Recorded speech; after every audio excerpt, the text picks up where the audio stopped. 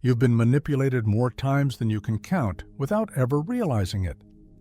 Not through shouting, not through force, but through subtle psychological tactics so invisible they feel like your own thoughts. In this video, we're exposing one of the most silent and devastating weapons in the manipulator's arsenal. And once you see it, you'll never unsee it: the double bind. A no-win situation disguised as a choice. Imagine this: someone looks you dead in the eye and asks, "Why are you always so defensive?" You have two options: deny it and prove their point. Agree and admit guilt to something that may not even be true. That's a double bind, a trap. And the cruelest part? It feels like a choice. This tactic is pure manipulation elegance, designed to corner the mind without ever raising a hand.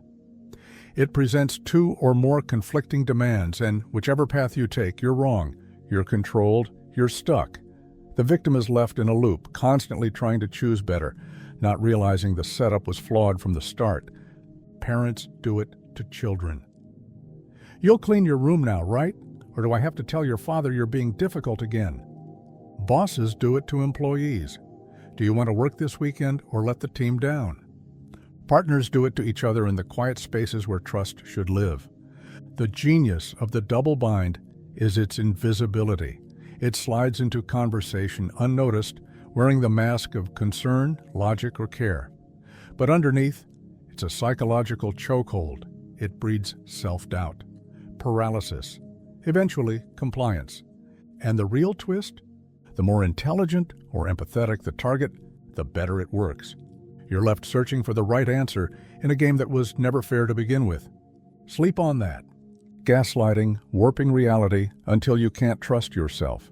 It starts small: a misplaced object, a missed word, a look that doesn't feel quite right. But then comes the phrase, "You're imagining things," and followed by, "You're being dramatic." And eventually, you can't even trust your own memory, can you? That's gaslighting, a psychological slow burn, a methodical erosion of your perception of reality. It's not about winning an argument. It's about making sure you no longer trust your own mind. A skilled gaslighter doesn't scream or shove. They softly rearrange the furniture inside your head, 1 inch at a time. They rewrite history. That never happened. They flip your emotions. You're just too sensitive. They twist your truths. If you really loved me, you wouldn't say that. Eventually, the target, smart, aware, grounded, starts to wonder, am I actually losing it? You question your memory, your feelings, your instincts. You replay conversations, searching for clarity, only to find fog. And here's the sinister brilliance of it. The worse it gets, the more dependent you become on the very person who's distorting you. They offer clarity, only it's theirs. They offer truth, only it's a truth that always benefits them. They become your only reference point, your compass, your captor. It happens in relationships, in families, in politics, in cults. Gaslighting is slow and quiet, like water hollowing stone. And by the time you realize you're drowning, you can't even remember if you were ever dry. The worst part? You'll defend your gaslighter. You'll apologize for being too emotional. You'll tell others, "No, it's my fault. I misunderstood." Because when reality is rewritten long enough, the original script disappears. And as your eyes close tonight, ask yourself, are your memories yours, or were they edited while you weren't looking? Emotional blackmail controlling through fear, guilt, and obligation. It doesn't come with threats, not the loud kind. There are no fists slamming tables, no ultimatums shouted in rage. Instead, it creeps in gently, wrapped in sighs, tears, silence, and one chilling thought planted inside your mind. If you don't do what I want, something bad will happen, and it'll be your fault. This is emotional blackmail, a psychological hostage situation dressed up as love, loyalty, or what's best for everyone. It works not by overpowering you, but by bending your emotions until you control yourself for them. The formula is simple and cruelly effective. Demand it. A clear expectation. Resistance. You hesitate, push back, and pressure. They imply consequences, disappointment, withdrawal, anger. Threat subtle, not always spoken. I guess I just expected more from you. Compliance, you give in. Reinforcement, they reward your obedience with warmth. The cycle resets. The currency of emotional blackmail is guilt. You want to say no, but you hear, after everything I've done for you? If you really cared, you would. I guess I just don't matter to you. It uses your own compassion as a weapon, your fear of hurting them, your loyalty, your need for approval. Suddenly, you're walking on eggshells, doing things you don't want to do just to keep the peace. But peace bought with guilt isn't peace at all. It's silent control. It's psychological chains. And the worst part is, they'll make you think it was your decision. You'll say, I agreed to help. I chose to stay. But deep down, a voice will whisper, did you really? This tactic thrives in close relationships, parent-child, partners, best friends. The people who know your buttons know exactly how to push them, and they'll never admit they're manipulating you. In fact, they'll act like they are the victim, like they're just expressing how hurt they are. But hurt doesn't give someone the right to twist your emotions into a leash, because that's what it is, a leash made of obligation and fear, pulled tight every time you try to walk away. So tonight, ask yourself, have you ever done something you didn't want to do? Not out of love, but out of fear that love would be withdrawn if you didn't? That's emotional blackmail. It doesn't leave scars, just shame, confusion, and a quiet voice that says, I don't even know what I want anymore. I just know what they want from me. Sleep on that foot in the door technique. How small yeses become big surrenders. It starts with something harmless, a tiny request, a favor so small it feels rude to say no. Can you sign this petition? Mind helping me move a box? Just listen for a second. You say yes. Why wouldn't you? That first yes is the key. It unlocks the gate to your internal consistency, your need to be coherent, agreeable, and helpful. And once the door is open, the real request steps through. This is the foot in the door technique, one of the most effective forms of soft manipulation. It operates on a simple principle. If someone agrees to a small request, they're far more likely to agree to a bigger one later, because they want to appear consistent with their earlier behavior. It's subtle, it's strategic, and it's everywhere. Salespeople mastered this long ago. Just try the sample. Then it becomes, just take the trial. And finally, why not buy the full product? You're already using it. But it doesn't stop at marketing. It seeps into relationships, into trust, into politics, into control. A partner says, can you check in with me more? Later, can you stop talking to them? Eventually, I need to know where you are at all times. The escalation feels natural because you already said yes once, and the mind hates contradiction. You don't want to feel like a hypocrite. So you keep agreeing. Even as the asks get bigger, the costs get higher. The brilliance of the trick is that it doesn't feel like manipulation. It feels like you made the choice, like you're just being nice, helpful, consistent. But your compliance was planned, your decisions forecasted. Every yes planted like a seed. And by the time you realize how far you've gone, how much you've given, how deeply you've compromised, you're already in too deep to back out without explaining why you've changed. And that fear of seeming inconsistent keeps you right where they want you. It's not about getting the first favor. It's about grooming your identity to be someone who keeps saying yes, until you're not sure where your boundaries went, or if you ever really had them at all. The ask gets bigger, you rationalize, you adjust, then you keep going. All they needed was a foot in the door. The Benjamin Franklin effect, how doing you a favor makes me like you more. Here's something that doesn't make sense at first. If you want someone to like you, don't buy them coffee. Don't flatter them. Don't do them a favor. Ask them to do something for you. Strange, right? But that's the paradox behind the Benjamin Franklin effect. It works like this. When someone does you a favor, especially a small one, their brain starts to rewrite the story of why they helped you. And rather than admit they were inconvenienced for someone they don't like, Their subconscious comes up with a cleaner, more comfortable answer: I must like them. It sounds backwards, but it's powerful, because the human brain hates contradiction. If I go out of my way to help you, but I don't believe I like you, something doesn't add up. So instead of admitting that I may have acted irrationally, my mind shifts quietly into alignment. I tell myself, well, they're actually not so bad. And just like that, affection follows effort. Franklin himself used this trick on a political rival who despised him. Instead of fighting back, he asked to borrow a rare book. The rival, flattered, obliged. And when Franklin returned the book with a polite thank you, something strange happened. That same rival who had once openly criticized him became friendly, supportive even. One favor, one tiny gesture, and the entire relationship changed. This tactic slips into everyday life without being noticed. You might ask a coworker to review something small, a stranger to hold your bag, a classmate for notes. You're not taking advantage, you're building investment. They help. They feel a flicker of connection. And over time, that flicker grows into something more. What makes this manipulation so elegant is that it doesn't rely on guilt or fear. It's not about forcing someone into your orbit. It's about letting them walk in on their own and then, retroactively, justifying why they did. We don't like the idea of being tricked into liking someone. But the truth is, we do it to ourselves all the time.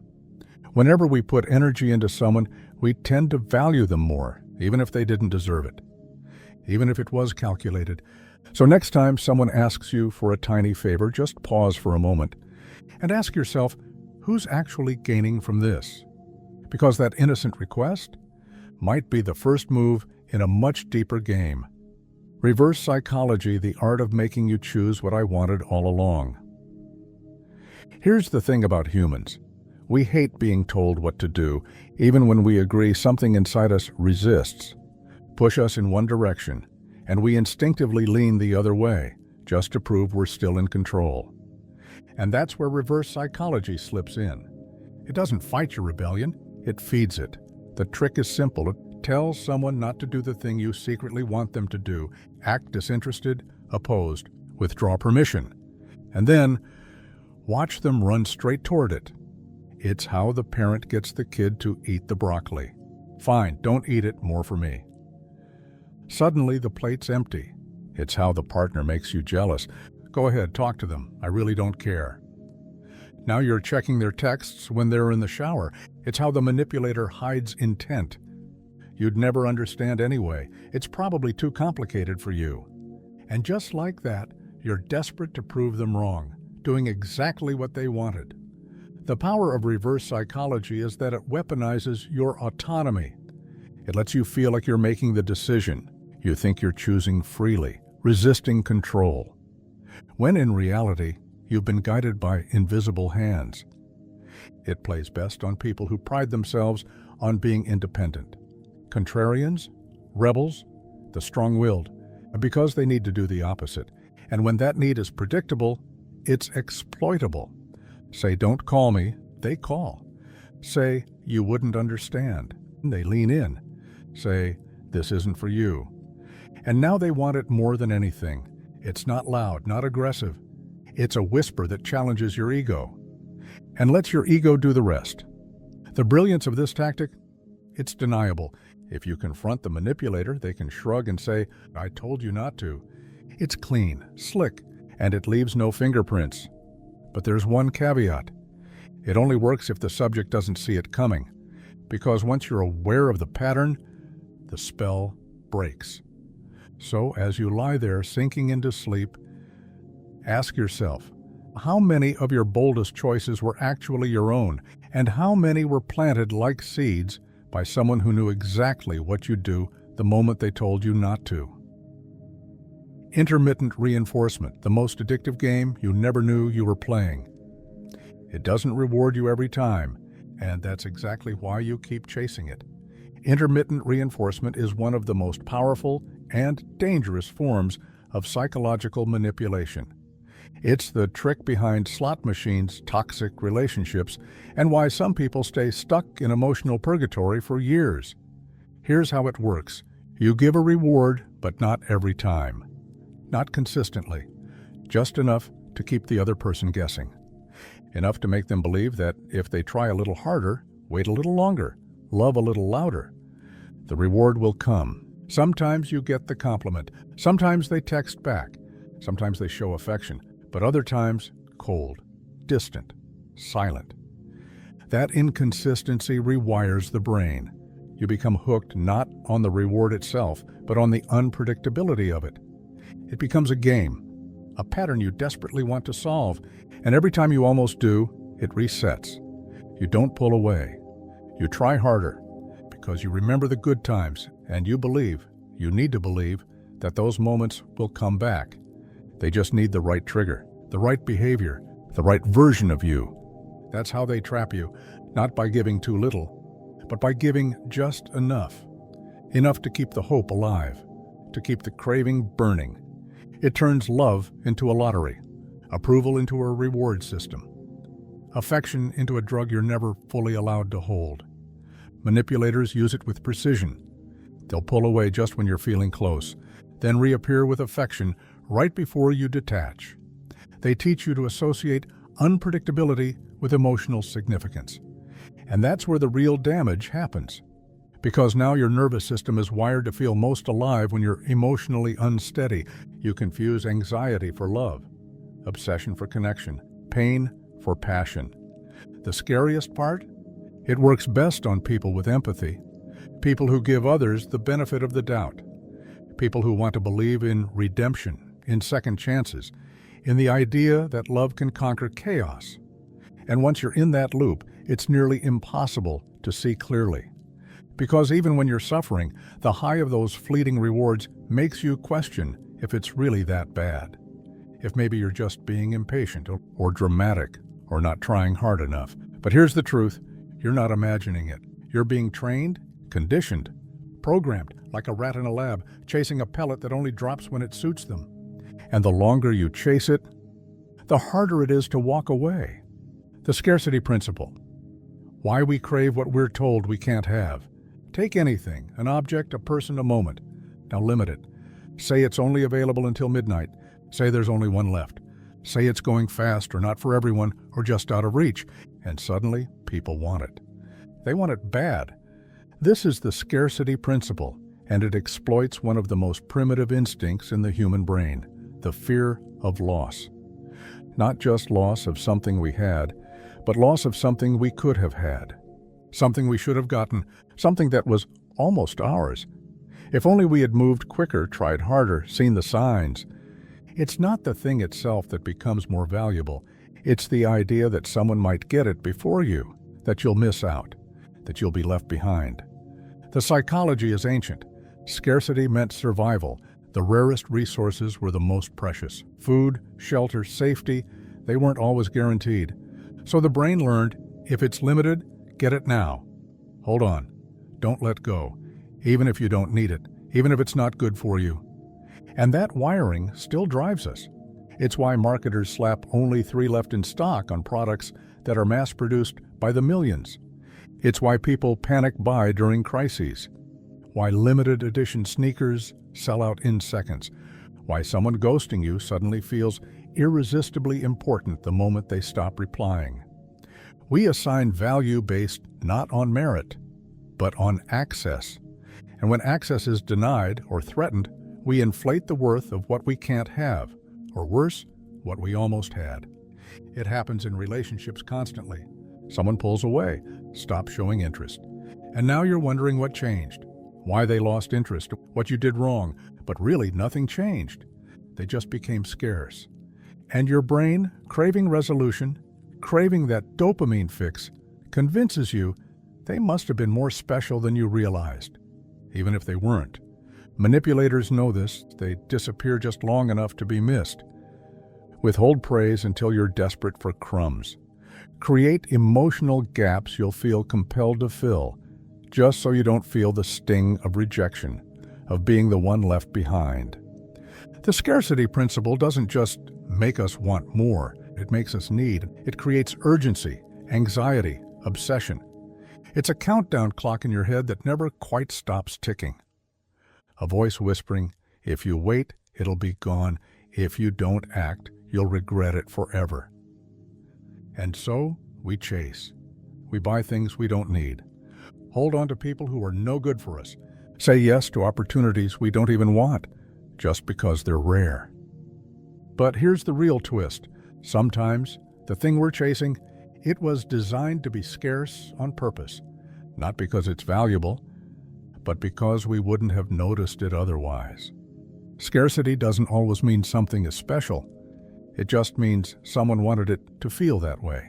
And once you realize how easy it is to manufacture rarity, you start to question how many of your desires were actually yours, and how many were handed to you, wrapped in false urgency and whispered into your mind as if they were your own thoughts.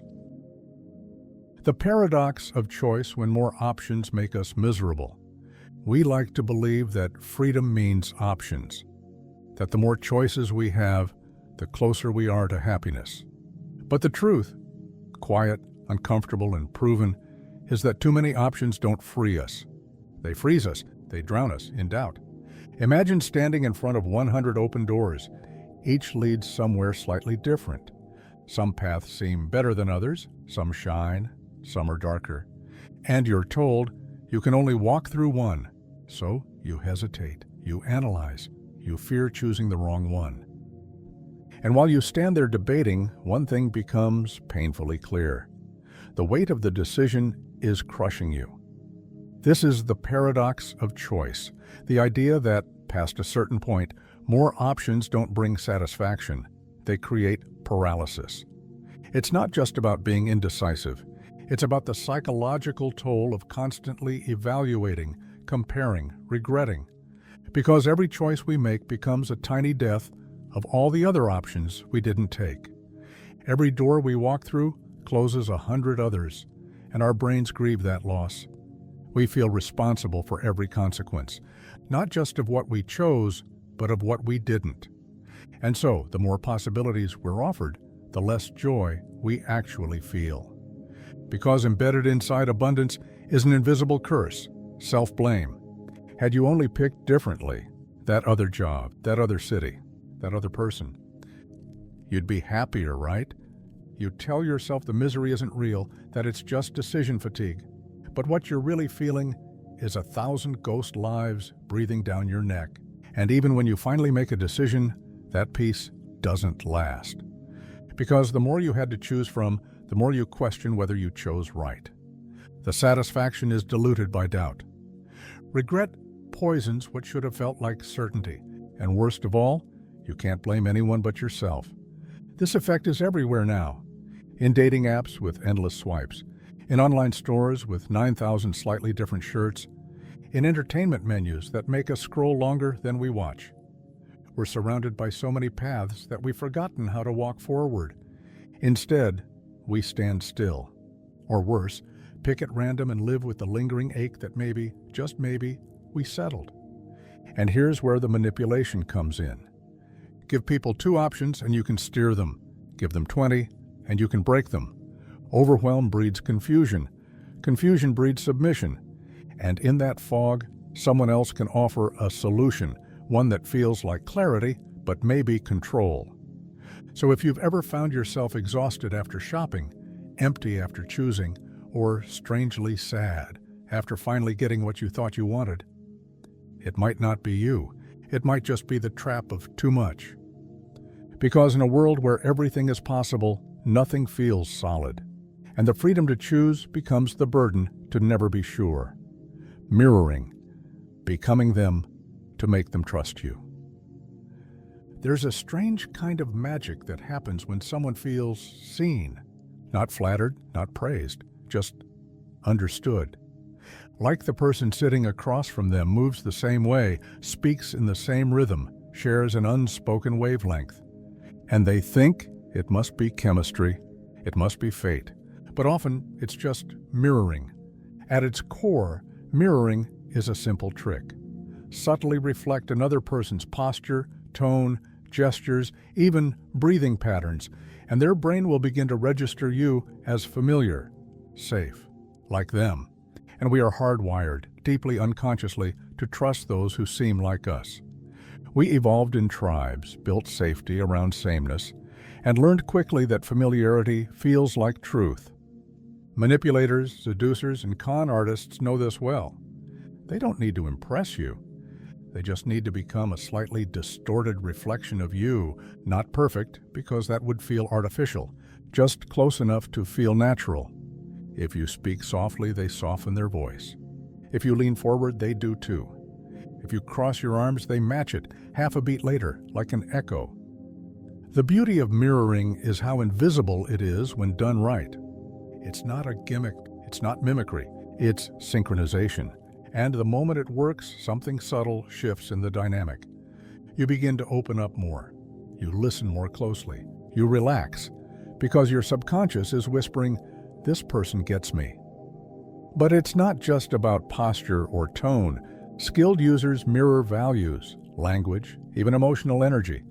If you're passionate about something, they are too. If you're skeptical, they raise an eyebrow with you. They don't push, they align. And in doing so, they gain influence not by dominance, but by resonance. This technique thrives in sales, dating, negotiations, even therapy. It's how strangers become trusted confidants in under an hour. How deals close. How people fall in love or into traps. Because once trust is earned, control follows. Not forced, not taken, given. You start asking for their opinion. You start valuing their input. You want their validation, because you've convinced yourself that you're already aligned. What makes mirroring especially dangerous is how it can feel so real, because part of it is. The person doing it isn't lying outright. They're just choosing to reflect the parts of you that make you feel the most safe, the most flattered, the most connected. They're not just manipulating your behavior, they're manipulating your perception of connection. And sometimes, by the time you realize what's happening, the bond already feels too real to question. You've revealed too much, trusted too quickly, felt too seen. But remember, just because someone feels familiar doesn't mean they are. Sometimes what you're looking at is not a soulmate, it's a mirror, and it only shows you what you want to see. The halo effect, when one glimmer of good hides everything else. It only takes one thing: a charming smile, a confident tone, an expensive watch, a polished accent, a well-timed compliment. One shining trait glowing just bright enough to cast a light over everything else. And suddenly, we stop seeing clearly. We stop questioning. We start filling in the blanks with the best-case version of who we think they are. That's the halo effect, a cognitive distortion so subtle and so automatic that we rarely even know it's happening. When we notice one admirable quality, beauty, intelligence, charisma, we assume the rest of the person must be admirable too. If they're attractive, we think they must be kind. If they're successful, we assume they must be competent. If they're confident, we read that as truth. It's how powerful people hide their intentions, how manipulators mask their red flags, how predators walk into rooms and are greeted with applause instead of suspicion. Because once the halo is in place, we stop looking for shadows. We defend them. We excuse the inconsistencies. We rationalize the things that make us uncomfortable. They didn't mean it. They're just having a bad day. They're under pressure.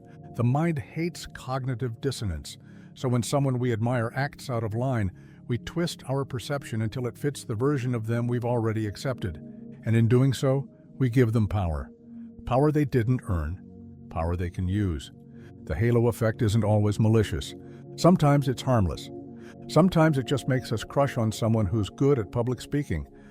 But in the hands of someone who knows exactly how to wield it, it becomes a tool for control. It's the cult leader who speaks with conviction, the boss who dresses the part, the lover who says all the right things in the right voice with the right eyes. They know they don't need to be perfect, they just need to shine in one specific way. And that light will blind you to everything else. Once you like someone, it's harder to question them.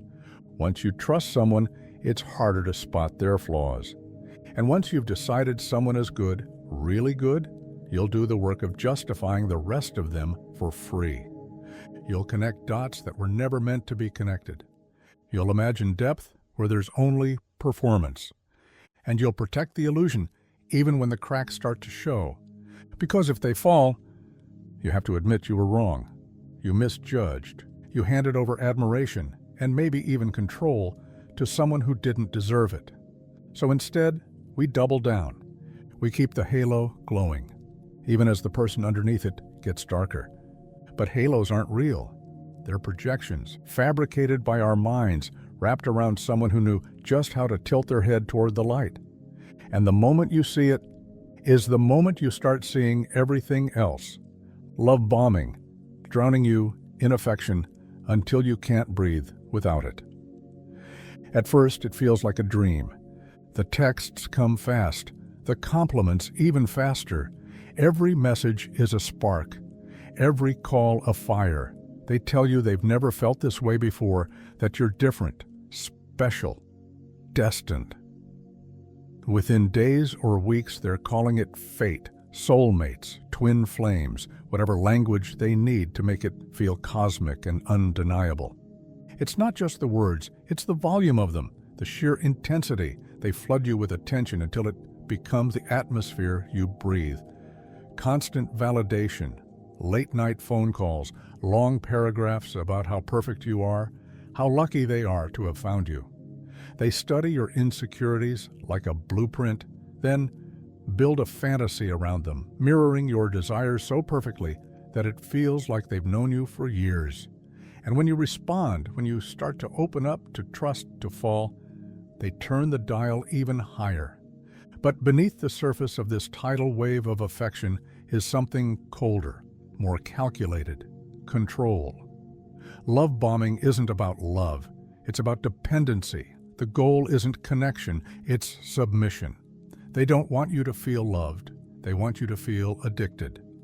Once you're emotionally entangled, once your nervous system is hooked on the dopamine highs they give you, that's when the shift begins. The attention becomes inconsistent. The warmth turns into distance. Where there was once constant affection, now there are gaps. Hours without replies, canceled plans, sudden coldness.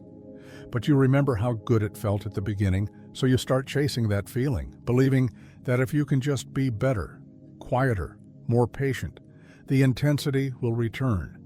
And that's the trap. Because they taught you early on what the peak looks like. And now, they can use the absence of it to control you.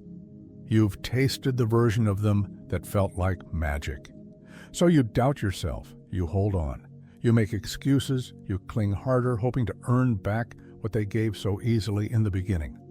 What makes love bombing so insidious is that it doesn't feel like manipulation at first. It feels like the thing you've always wanted, and that's why it works. It disarms you, lowers your guard, and wraps itself around your loneliness, your hope, your need to be seen. By the time you recognize it for what it is, it's no longer about them. It's about withdrawal. You're not just missing them, you're missing the person they pretended to be. A love bomber doesn't want a partner.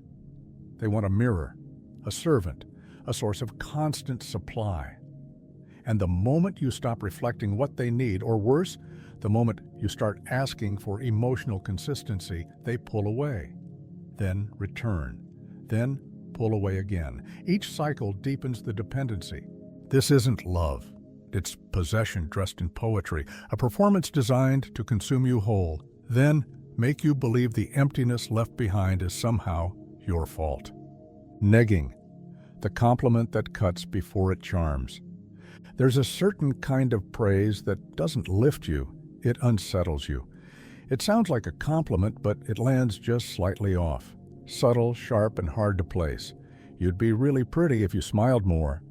Wow, you're actually smarter than I expected.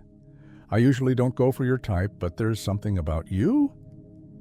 It doesn't sound cruel, not exactly, but it leaves you feeling a little off balance, like you've just been handed a flower with a thorn buried in the stem.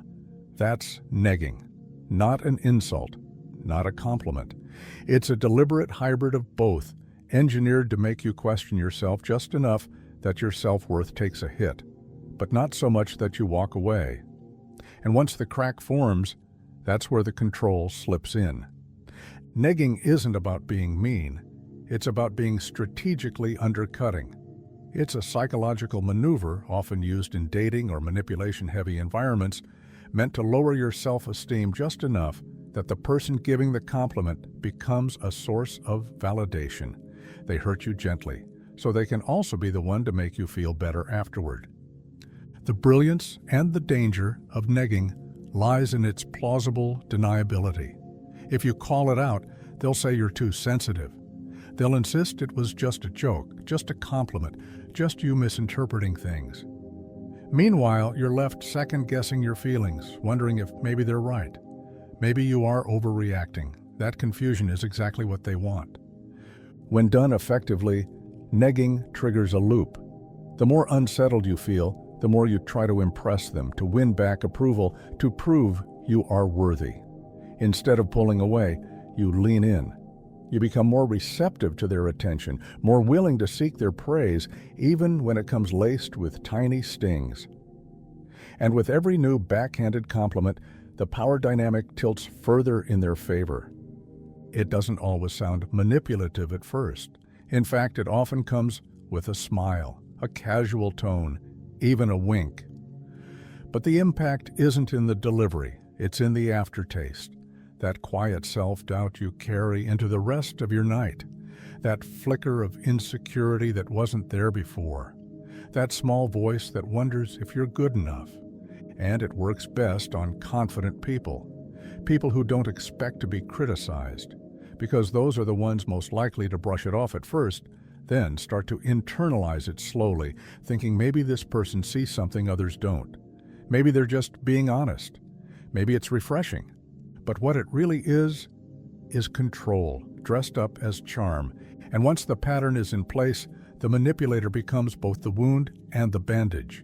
They poke, they soothe, they pull you down just enough to become the one who lifts you back up. In that imbalance, they build their influence. Not through overt control, but through micro-cuts to your self-worth, disguised as wit.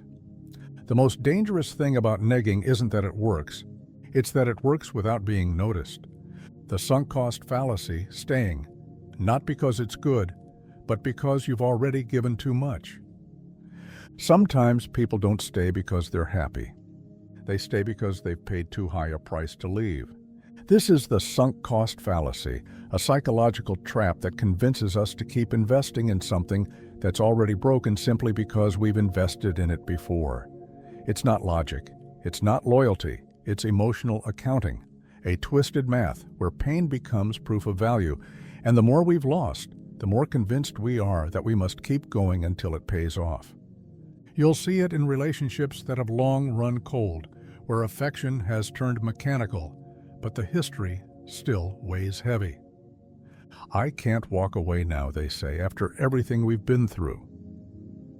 As if time served is the same as a future earned. You'll hear it in careers that no longer inspire, but were bought with years of schooling, sleepless nights, and sacrifices that feel too large to abandon. People say things like, "I've come too far to quit." But what they're really saying is, "I'm scared all this effort was for nothing." And that's the heart of the trap. We fear regret more than failure. We fear realizing that we could have left sooner, that the signs were there, that the ending we feared was actually freedom in disguise. So we stay. We double down. We call it perseverance. But deep down, it's desperation. A quiet panic that if we stop now, we'll have to face the truth that our time, energy, money, and love might never be returned. The irony is cruel. The more someone has been hurt, drained, or disappointed, the less likely they are to walk away, because they need to believe it was all leading somewhere, that the pain meant something, that the sacrifice was part of a greater arc, not just a loop they were never brave enough to step out of. Manipulators use this fallacy masterfully. They don't always need to offer hope, just remind you how much you've already given. After everything we've been through, are you really going to throw this all away? Don't you remember how hard we fought to get here? They reframe the struggle as sacred, the suffering as bonding. And suddenly, leaving feels like betrayal, not of them, but of yourself. You become your own warden, convincing yourself to stay in the cage because you helped build it. But here's the truth people avoid. Just because you've spent a long time making a mistake doesn't mean you're obligated to keep making it. Time lost is already lost. Money spent is already gone. Love given to the wrong person doesn't earn you love back. Cutting your losses isn't weakness. It's clarity, and yet clarity is rare because it requires doing the one thing most people fear, looking at the past without trying to justify it. Because when you see it for what it really was, you might finally find the strength to stop pouring into something that was never going to fill you. The illusion of control. When choice is just a distraction from the trap, there's a specific kind of manipulation that doesn't feel like force. It doesn't shout, threaten, or coerce. It doesn't tell you what to do. It lets you believe you're doing it yourself. That's the brilliance of the illusion of control. A psychological trick so subtle, so quietly engineered, that people walk right into it smiling, convinced the decisions were theirs all along. At the surface, it looks like freedom. Options are laid out like a buffet. A or B, stay or go, agree or disagree. But what most people don't realize is that the presentation of options is itself part of the manipulation. The outcome was never up to them.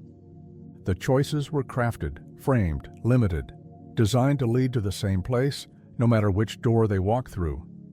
Give someone the illusion of control, and they'll never realize how controlled they really are.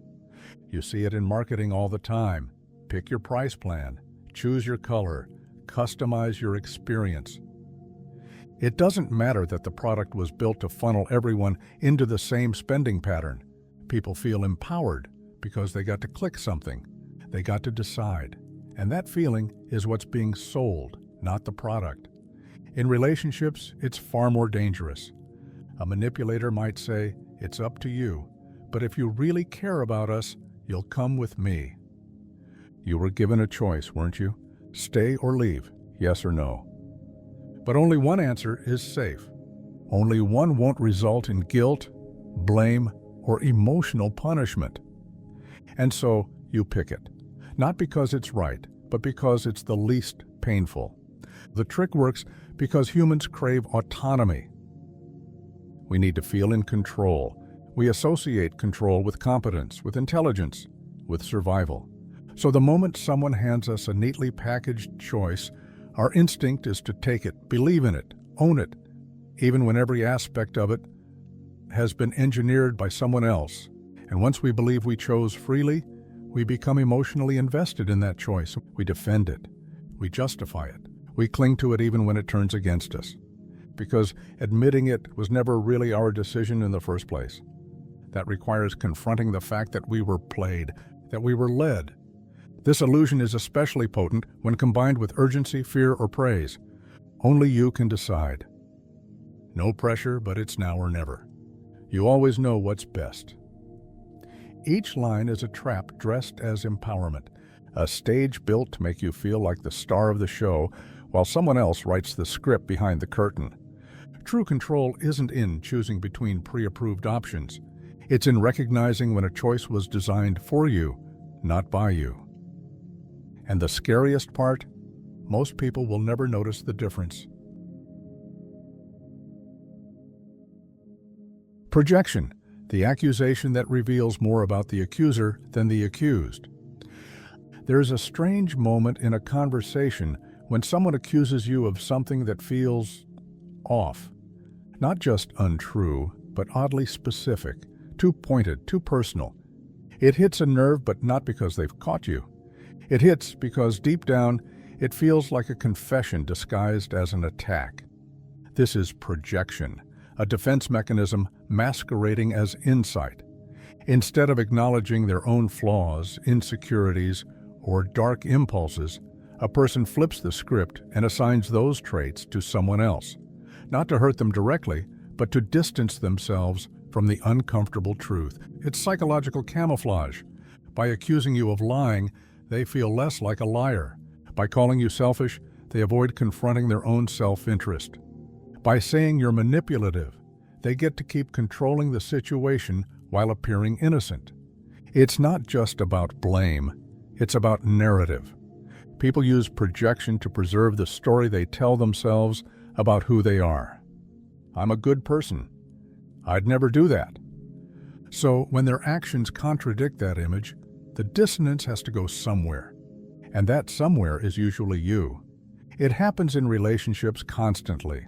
A partner who cheats suddenly becomes hyper-suspicious of your loyalty. They accuse you of secrets, of bad intentions, of pulling away, when in reality, they're the ones who have already crossed the line. But it's easier to turn the spotlight than to stand in it. This tactic doesn't always come from a place of malice. Sometimes it's subconscious. The person projecting doesn't even realize they're doing it.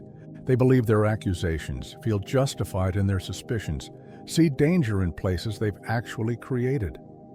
In their mind, they're reacting to something real because they've already internalized the guilt, the shame, the fear, and they need it to exist outside of them so they don't have to face it within.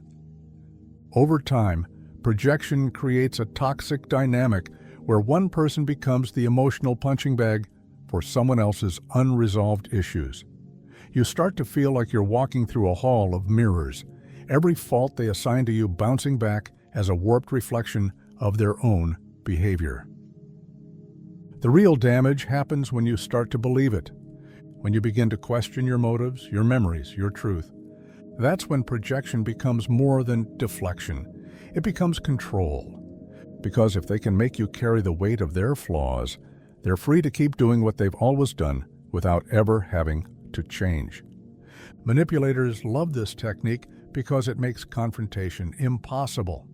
Any attempt to call them out is turned around and weaponized. You're the one being dramatic. You're always starting fights. You twist everything.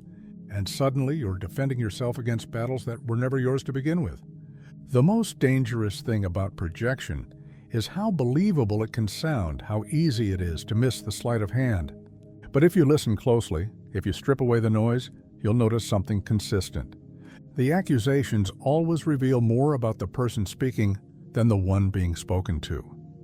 Next time someone throws a heavy label at you, pause before you wear it. Ask yourself, whose guilt are you being asked to carry, and who benefits from you believing it belongs to you? Framing. When the truth stays the same, but the story changes everything. It's not always about what you say, it's about how you say it. The words might be true, the facts might be real, the data might check out, but if you frame those truths the right way, you can make someone believe almost anything. That's the power of framing. It's the psychological trick of altering perception by shifting context, not content. You're not changing reality, you're bending it, shaping how it's received, using angles and emphasis to control how people feel about something before they even understand it.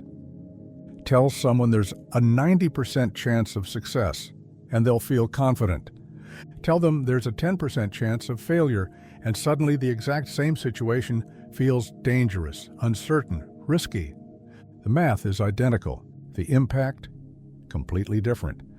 This is how leaders sell wars, how marketers sell products, how manipulators sell themselves.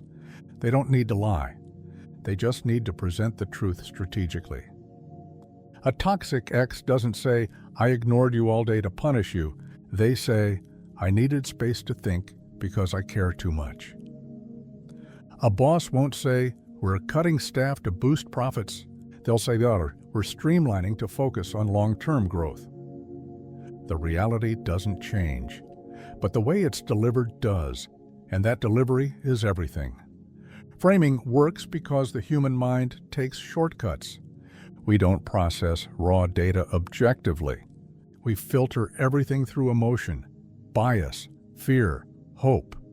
And whoever gets to frame the narrative controls how that information is emotionally absorbed. In manipulation, framing becomes a weapon of tone and implication. It's why abusers reframe criticism as love, why narcissists present boundaries as betrayal, Why liars say they're just being honest while they twist the blade behind the truth. Even silence can be a frame.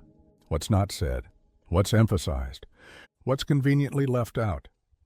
People who understand framing can make a truth feel like a lie and a lie feel like a truth. They know that all it takes to change a person's opinion is to shift the lens just slightly, make the same situation look warmer or colder depending on what serves them.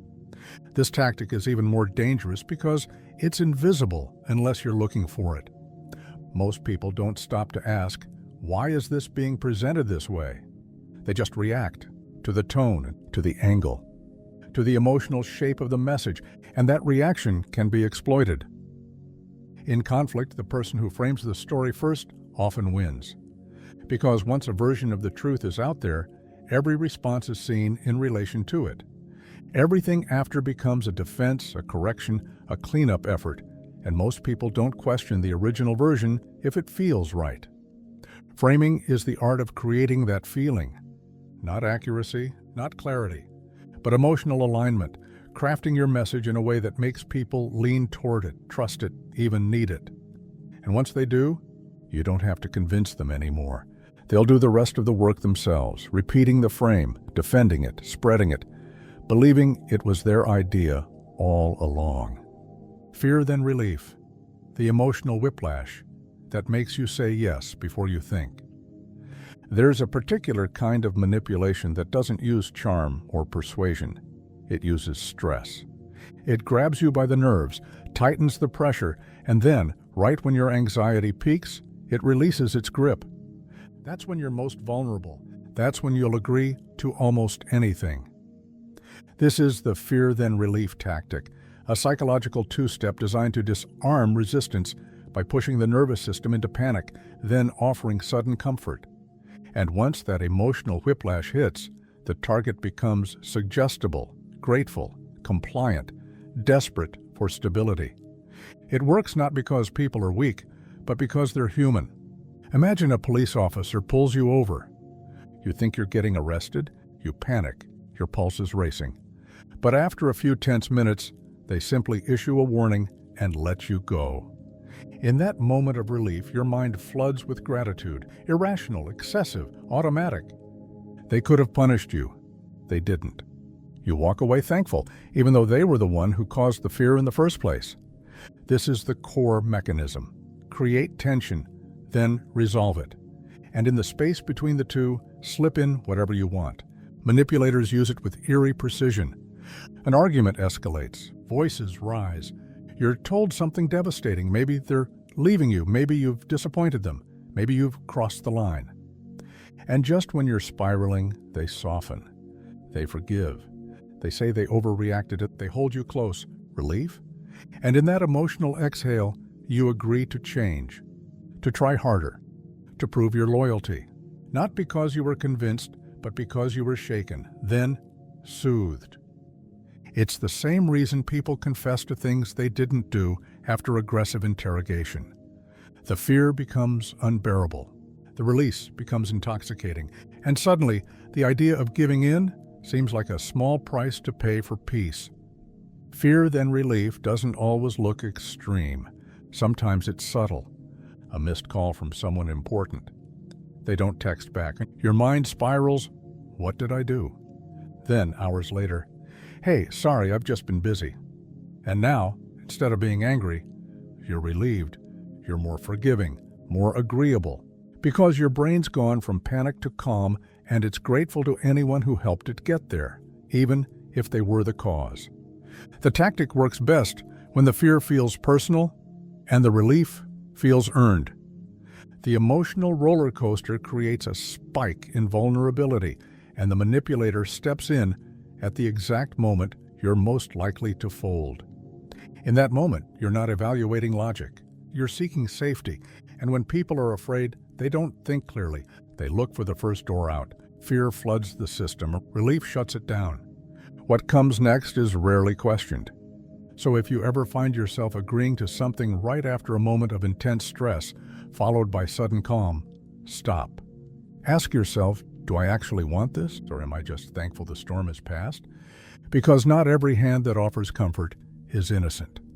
Sometimes it's just the same one that pulled the trigger, now offering a tissue. The Dunning-Kruger Effect when confidence peaks just as competence disappears. There's a specific kind of confidence that feels bold, unshakable, and loud. It speaks over others. It corrects, lectures, dominates conversations with a certainty so absolute you almost start to believe it must be earned. But underneath that confidence, there's often nothing. No skill, no insight, no depth. Just ego inflating in a vacuum. This is the Dunning-Kruger Effect, a psychological phenomenon where people with low ability dramatically overestimate their competence.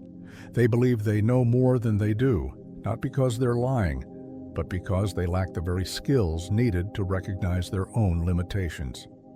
It's a paradox. The less you know, the more convinced you are that you've got it all figured out. Meanwhile, the people with actual knowledge and experience, they're usually the ones second-guessing themselves, asking questions, treading carefully, not because they're unsure, but because they understand the complexity. They know what they don't know.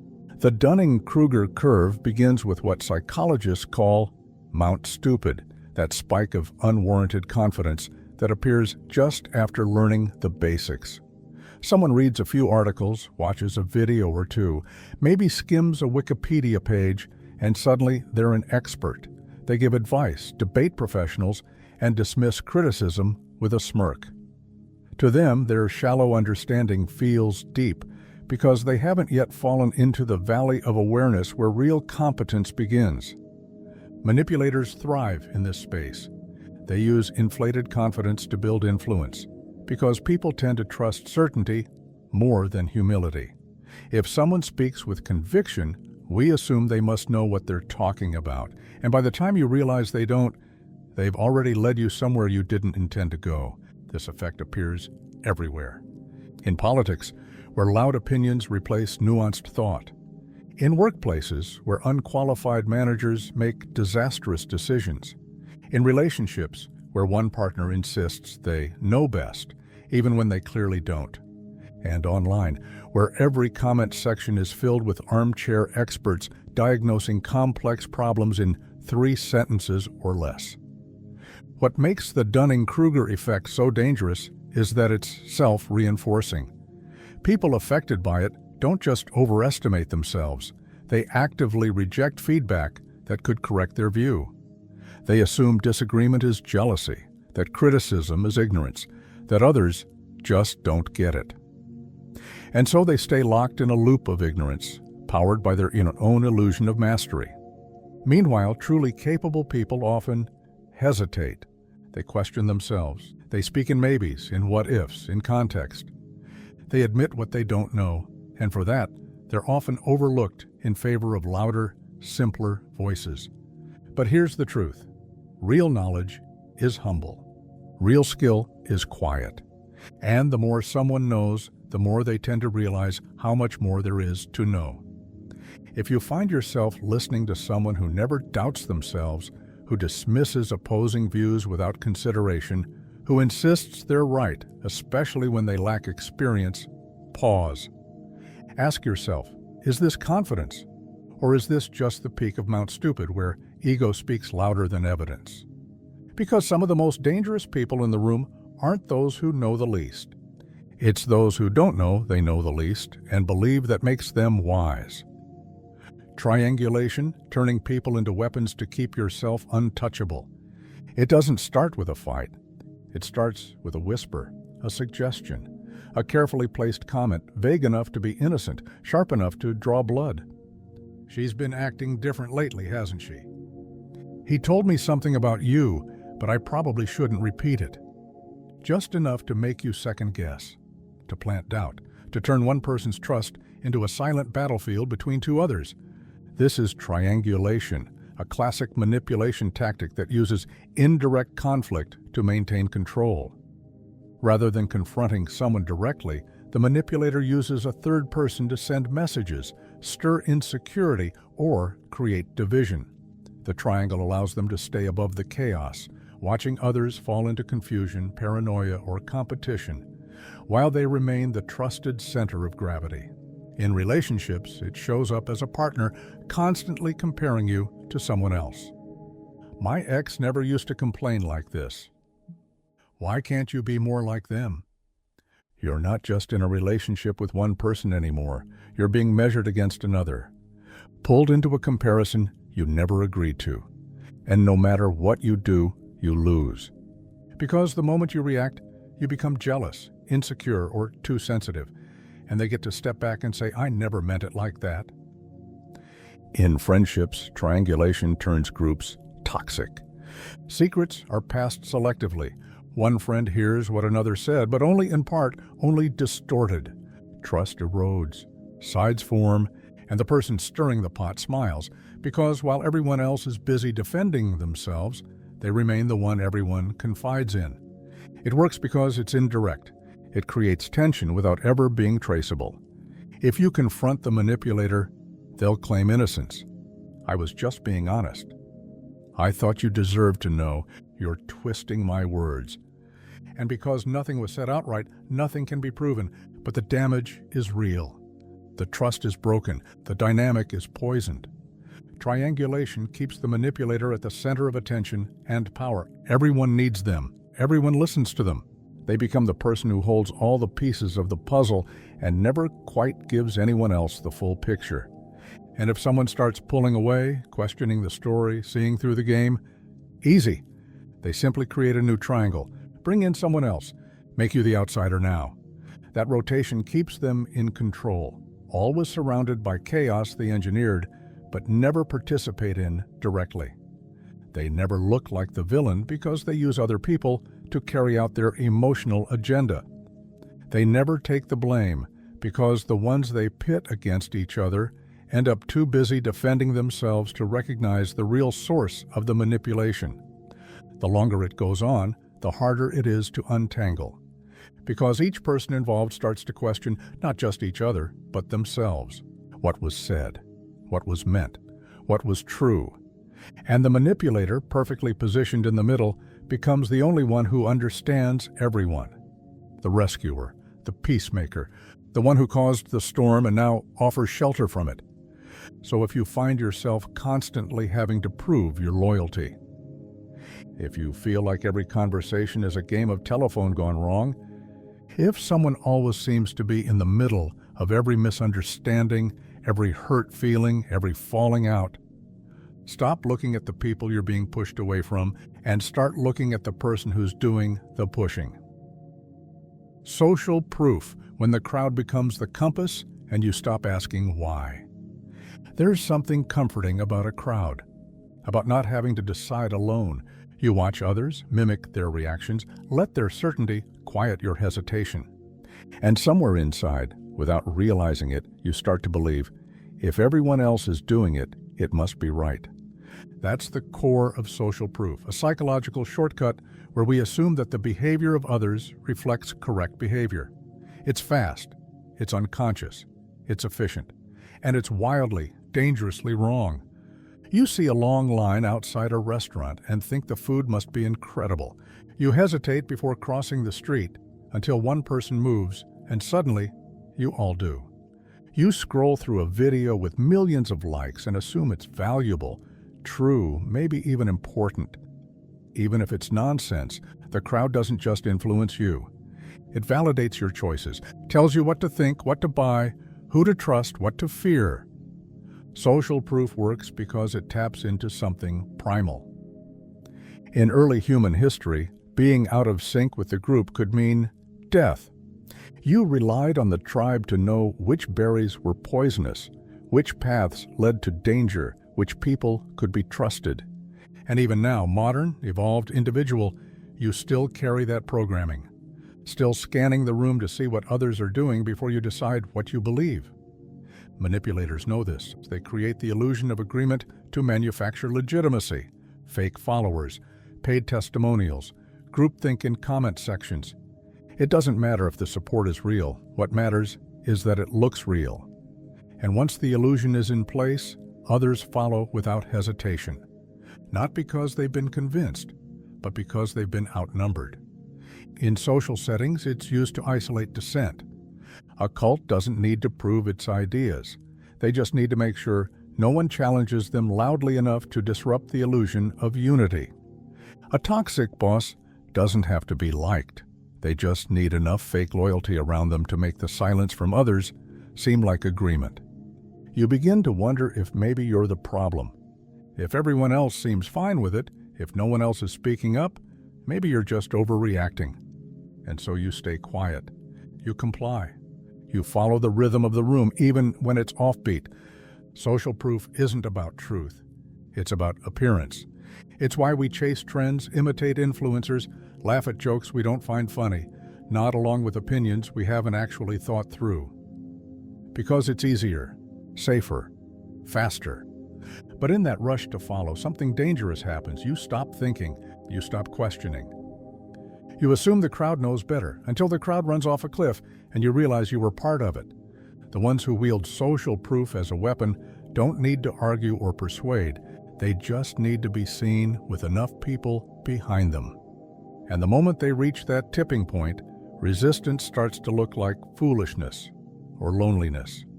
If everyone's clapping, who wants to be the one with their arms still crossed?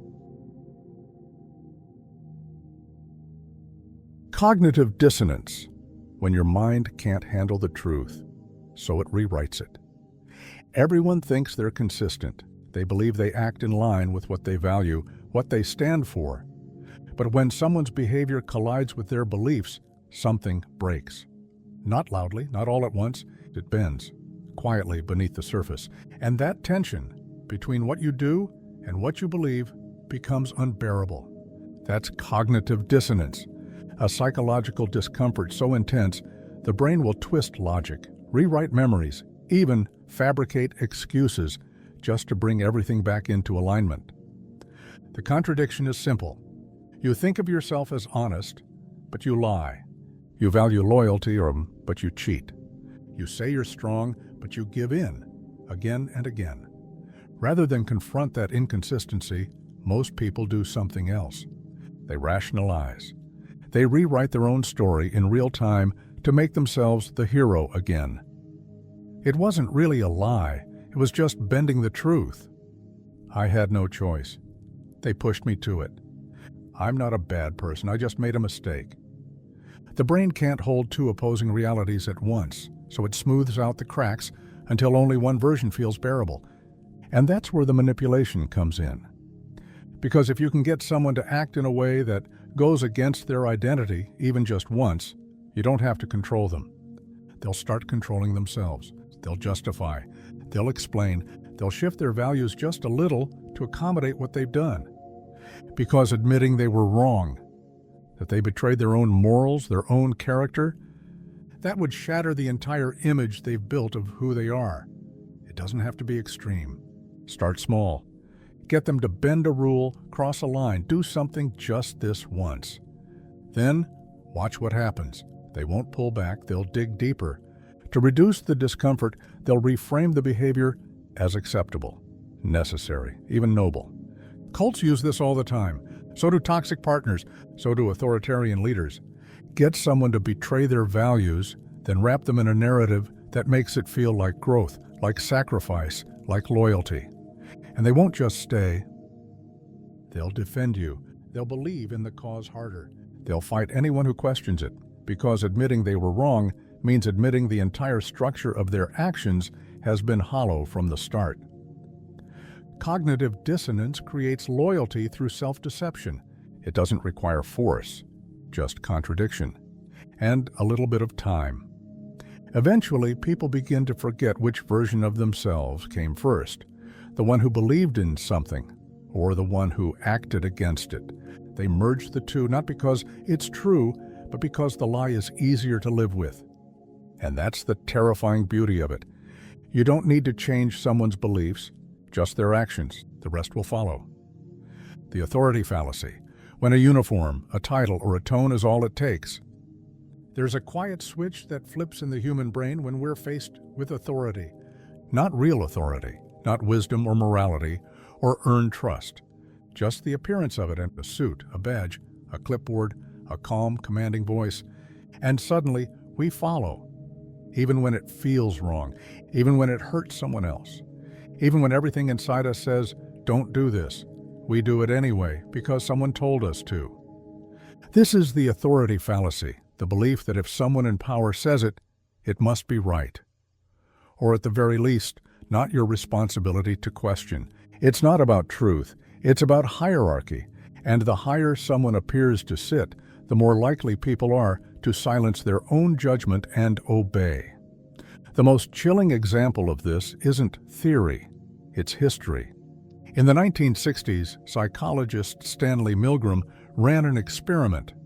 Participants were told to administer electric shocks to a stranger just because a man in a lab coat told them to. The shocks weren't real, but the participants didn't know that. They heard screams, pleas, silence. But still, most continued flipping the switch again and again because the man in the coat assured them, "The experiment requires you to continue." They weren't sadists. They weren't evil. They were just obedient. That's the power of perceived authority. It overrides instinct, it hijacks morality, and it creates a loophole in the conscience, because now the responsibility has been outsourced. I was just doing what I was told. In real life, it's not always a lab coat. Sometimes it's a boss who demands silence, a parent who insists their version of love is the only one that counts, a partner who frames control as protection, or a public figure who speaks with just enough certainty that people stop asking questions. Authority doesn't have to be earned to be obeyed. It just has to be performed. Dress the part, speak with confidence, name-drop credentials, and people will listen, even when what's being said is reckless, harmful, or hollow. Manipulators use this constantly. They don't argue, they instruct. They don't persuade. They command. And if you hesitate, they'll make your doubt feel like disobedience. So you're questioning me? You think you know better? It's not about being right.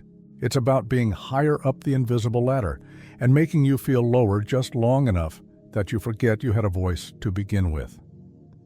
The authority fallacy thrives in systems where challenging power is punished and questioning it is made to feel dangerous. But here's the truth. Authority alone means nothing. Position doesn't equal principle. And just because someone has the power to give orders doesn't mean you have the obligation to follow them blindly. If your gut is twisting, if your values are being bent to fit someone else's command, if the only reason you're saying yes is because someone important told you to, stop. That feeling, it's your conscience trying to speak through the silence. And silence, in the presence of unjust authority, is never neutral. It's permission. Anchoring the first number. You hear isn't a fact, it's a trap. People like to think they make decisions based on logic, research, comparison, that they weigh their options carefully, start from a neutral place, and move forward with intention. But the truth is, most decisions are made in the shadow of one number, the first one we hear. Not because it's accurate, but because it came first. That's the anchoring effect, a psychological bias where the initial value you're shown, whether high or low, becomes the invisible benchmark your mind compares everything else to, even when you know it's arbitrary, even when it doesn't make sense, even when it shouldn't matter. It's why a product on sale for $199 after being originally $499 feels like a bargain, even if it's only worth $100 to begin with. The first number plants itself in your brain like a root. It doesn't need evidence, it just needs to exist, and everything that follows gets compared to it. Skilled manipulators, salespeople, negotiators, partners, con artists understand this instinct better than most. They know that if they start high, your counteroffer will land somewhere near it, not because it's fair, but because it feels reasonable in comparison. Want someone to agree to something outrageous? Start with something even more outrageous. Make your real offer look like a compromise. Anchor their expectations to a place so far from center that they'll accept what you really wanted just to feel balanced again. In conversation, it sounds like, "This usually costs thousands." Most people wouldn't even get the chance. You'd be lucky if I even considered. These phrases aren't meant to inform, they're meant to shape, to create an artificial starting point that benefits one person while the other scrambles to adjust their perception. And it's not just about money. Anchoring affects how we interpret time, risk, even people. Mention that someone is usually late, and the next time they show up 5 minutes behind, it won't seem like a big deal.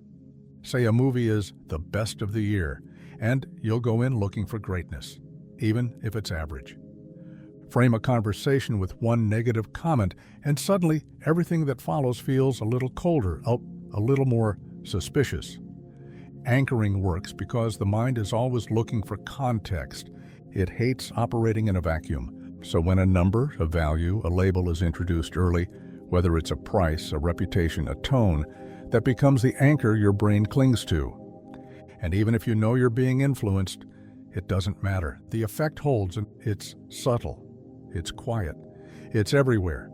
And it's often disguised as confidence, as certainty, as someone setting expectations. But what they're really doing is adjusting your reality before you even get a chance to define it for yourself. So next time someone throws a number at you, first, pause. Ask yourself why they said it, what they gain from it, and whether it's real, or just the first hook in a longer chain. Because anchors don't just keep ships from drifting, they also keep people from thinking clearly. The false consensus effect, when everyone thinks this becomes a lie you can't argue with.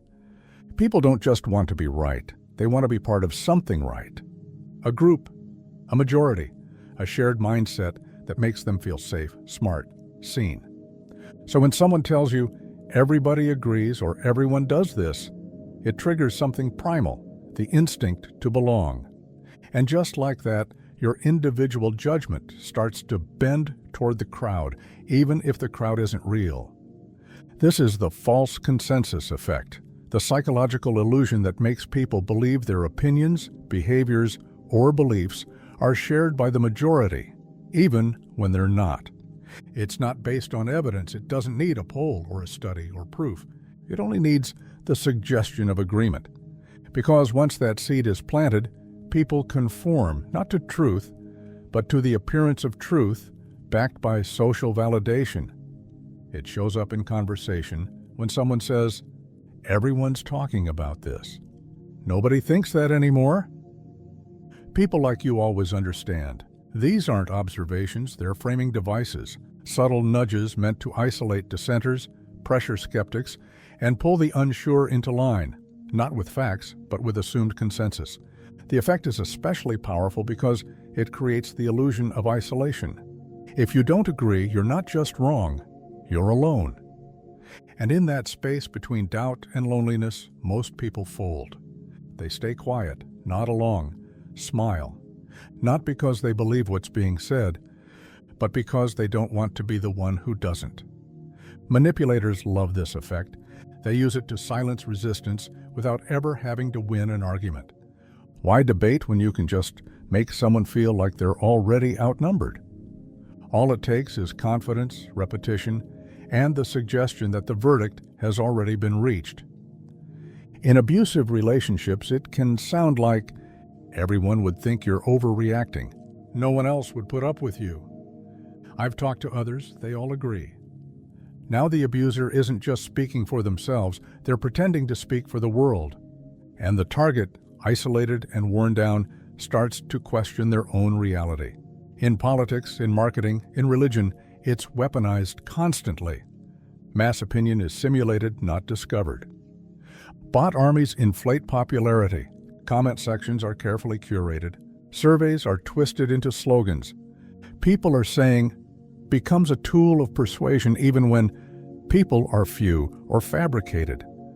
The danger of the false consensus effect isn't just manipulation. It's the way it turns perception into pressure. Once someone believes a view is widely accepted, they'll not only adopt it, they'll defend it. They'll become part of the illusion, repeating the message, spreading the consensus that never existed, and what started as a lie becomes culture, becomes identity, becomes normal. That's how real belief is overwritten, quietly, efficiently, and without resistance. Because if you can convince someone that everyone already agrees, they'll rarely stop to ask why they do. So if you hear a sentence that starts with "everyone thinks," pause. Look around. Ask for names, for sources, for truth. Because consensus should be earned, not assumed. And belief, when borrowed from the crowd, becomes a leash. Fear of missing out, FOMO. When you chase what others have, just to silence the fear you don't, you're scrolling. You see a party you weren't invited to, a job you didn't apply for, a moment, a connection, a trend, a secret, something slipping just out of reach, happening somewhere else without you. And even if you didn't want it before, now it feels like you need it. This is FOMO, fear of missing out, not just a reaction, not just envy. It's a manipulated state of urgency built on one poisonous idea. Someone else is getting something you're not, and that means you're falling behind. It's not about the thing, it's about the feeling, that creeping sense of being excluded, of being on the outside while something important happens just beyond your grasp. And when that fear kicks in, it bypasses reason. You don't stop to ask, "Do I really want this?" You think, "What if I regret not having it?" That's the hook. FOMO doesn't persuade, it panics. It doesn't present information, it flashes it. Limited time offer. Last chance. Only a few left. Going fast. The language of scarcity paired with the illusion of everyone else already being in on the secret. And it works, because humans are social animals, hardwired to avoid exclusion. We associate being left out with danger. Being cast out from the group meant death, isolation, extinction. So we chase what others chase, not because it's right for us, but because we're afraid to be the one who didn't get it. Manipulators know this. Marketers design entire campaigns around it. Thousands have already signed up. Don't be the only one not watching. Your friends are already ahead. They're not selling a product. They're selling a seat at the table you think you're not sitting at. In relationships, FOMO becomes emotional bait. He's texting someone else now. She's moved on, and she looks happier. It's not about missing a person, it's about missing a version of yourself that felt desired, important, chosen. Now that attention is gone, and someone else is getting it. And that emptiness turns into longing, even obsession. FOMO fuels overcommitment, impulse, addiction. People say yes to things they don't want, spend money on things they don't need, stay connected to people they don't even like, all to silence the quiet dread that they're missing something. But here's the trap. What you think you're chasing is often just a curated illusion. Social media isn't life, it's a highlight reel. The room you weren't invited to might not have been worth entering. The person you're watching might be more lost than you are. But perception, when filtered through fear, becomes reality. And that's exactly what FOMO exploits. The danger isn't just in the chase, it's in what gets abandoned along the way. Time, energy, clarity, purpose. You trade your grounded self for a frantic version, always reaching, always checking, always wondering what's happening elsewhere. So when you feel that itch, that spike of anxiety telling you to act fast, sign up now, click before it's gone, stop. Ask yourself, is this something I truly want? Or is it something I've been tricked into thinking I should want just because someone else has it? Because not every door that closes is a loss, and not every party worth attending needs a crowd. The door-in-the-face technique. When rejection becomes the setup for agreement, not every no is a failure. Sometimes it's the bait. Because when a manipulator asks for something outrageous, something you were never going to agree to, they're not actually expecting you to say yes. They're expecting you to slam the door, and that's when they move in with their real request. This is the door-in-the-face technique, a psychological tactic that uses contrast to lower resistance. The first request is intentionally big, too big.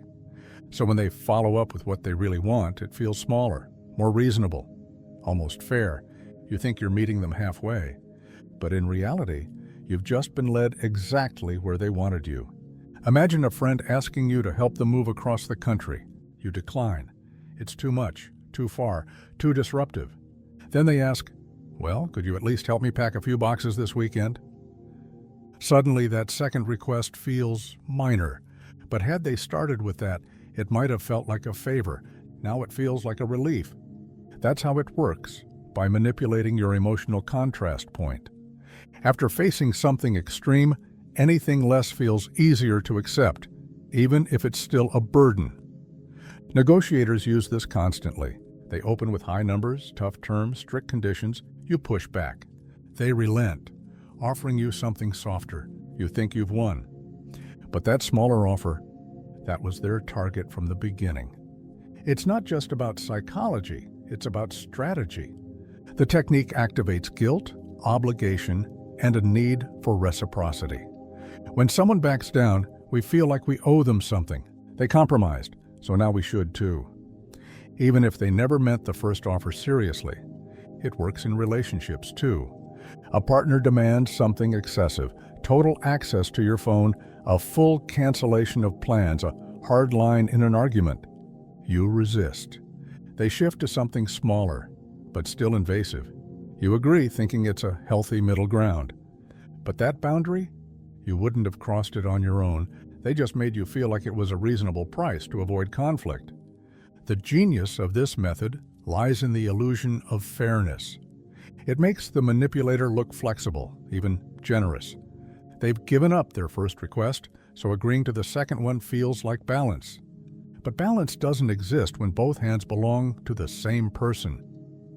Door in the face is often mistaken for negotiation, but real negotiation involves mutual interest and honest positioning. This is more like emotional choreography, where the rejection is part of the routine, not a misstep. And it works because people don't like saying no twice.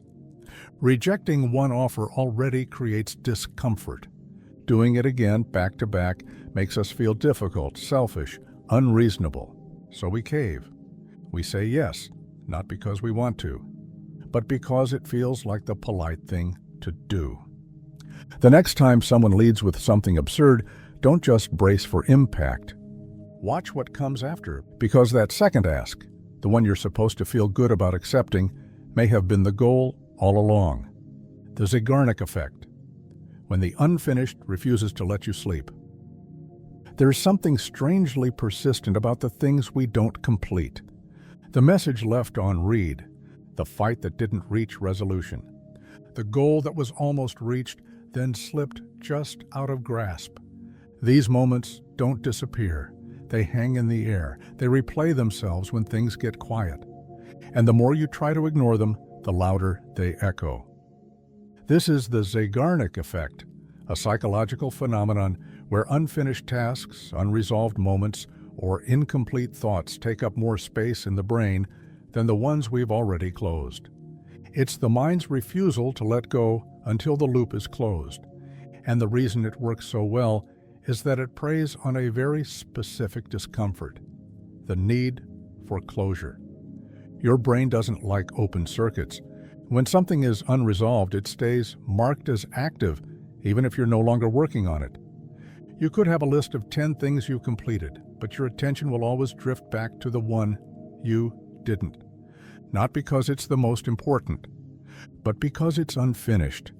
This is why cliffhangers work, why an unresolved mystery keeps you thinking about a mediocre show, why you remember the conversation you didn't finish more vividly than the one you did. The loop wasn't closed, and now your mind is trying to finish it on repeat. Manipulators use this effect with precision. They withhold closure to keep you psychologically tethered. They start a conversation, drop a bombshell, hint at something emotional, then disappear. They create emotional cliffhangers. We need to talk. I can't do this right now. There's something I need to tell you, but not yet. And just like that, your brain grabs hold. You obsess, you replay, you build theories, you spiral. It's not just memory, it's a trap. Because while you're stuck in the unfinished, they're in control. You reach out first, you try to fix it, you keep thinking about them. not because of what they said, but because of what they didn't. The Zeigarnik Effect turns open loops into anchors. You're not just remembering, you're carrying. That unresolved emotion becomes a background process, draining your mental energy even when you're focused on other things. And the worst part? You usually don't realize it's happening. In abusive dynamics, this tactic is common. They give just enough love to keep you hoping, just enough cruelty to keep you chasing an apology. They never fully resolve conflict because they know that closure would free you. And they don't want you free. They want you stuck in the loop, thinking, wondering, waiting. Even in everyday life, this effect takes its toll. That unread email, that half-written message, that dream you abandoned halfway through. Each one lingers longer than the ones you completed and forgot. Not because they matter more, but because your mind won't let go until the circuit is closed. So if something feels heavier than it should, if someone takes up more space in your mind than they've earned, ask yourself if the loop is still open. And if it is, consider whether it actually deserves to be finished. Because not every story needs a final chapter. Some pages are best left blank. The spotlight effect when you think. Everyone's watching, judging, noticing, but they're not. You walk into a room and your shirt has a small stain on it. Maybe no one says anything, but you feel it. Eyes on you, silent judgment, imagined whispers. The stain grows louder in your mind with every step. Every glance becomes proof, every silence, suspicion. But here's the truth. Most people didn't even notice. Welcome to the spotlight effect, a psychological distortion where we overestimate how much attention others pay to us. We believe we're under constant observation, that our mistakes are magnified, our flaws exaggerated, our every move remembered. In reality, most people are far too busy thinking about themselves to worry about you. The mind tricks you into believing there's a spotlight fixed above your head. You walk through life as if the world is a stage and you're always on it, under lights, under judgment, under pressure. And that imagined scrutiny becomes a leash. You hesitate, you edit, you shrink. What started as a fear of judgment slowly becomes self-censorship. This distortion doesn't just affect confidence, it shapes behavior. It makes people stay silent when they want to speak, apologize when they haven't done anything wrong. Avoid risks not because they'll fail, but because they're afraid someone might notice if they do. And that's exactly where manipulation comes in. Because if someone can make you believe that others are watching, judging, gossiping, laughing behind your back, they can keep you small. They don't need to control you. They just need you to believe you're already being judged. You'll do the rest yourself. Toxic partners say things like, "People think you're embarrassing," or "Everyone notices how awkward you are." Suddenly you second-guess your voice, your clothes, your presence. You adjust. You withdraw. You quiet yourself to avoid a spotlight that probably doesn't even exist. The effect multiplies in environments of high pressure, schools, workplaces, public platforms. One misstep feels like a permanent stain. One awkward sentence becomes a headline in your head. But the truth is brutal and liberating. Most people forget. Most people don't care. Most people are too focused on their own imagined spotlights to give yours more than a passing glance.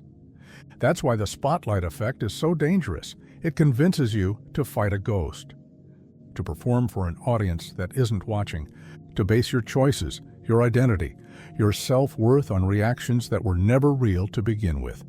And when a manipulator sees that sensitivity, they don't have to threaten you. They just have to imply you're being seen. They'll plant the thought, "People are talking. Everyone noticed. You really embarrassed yourself." The words don't have to be true. They just have to echo inside you long enough for you to police yourself. But here's the truth they don't want you to know. There is no spotlight. There is no audience. There's just you, caught in the idea that you're always being watched.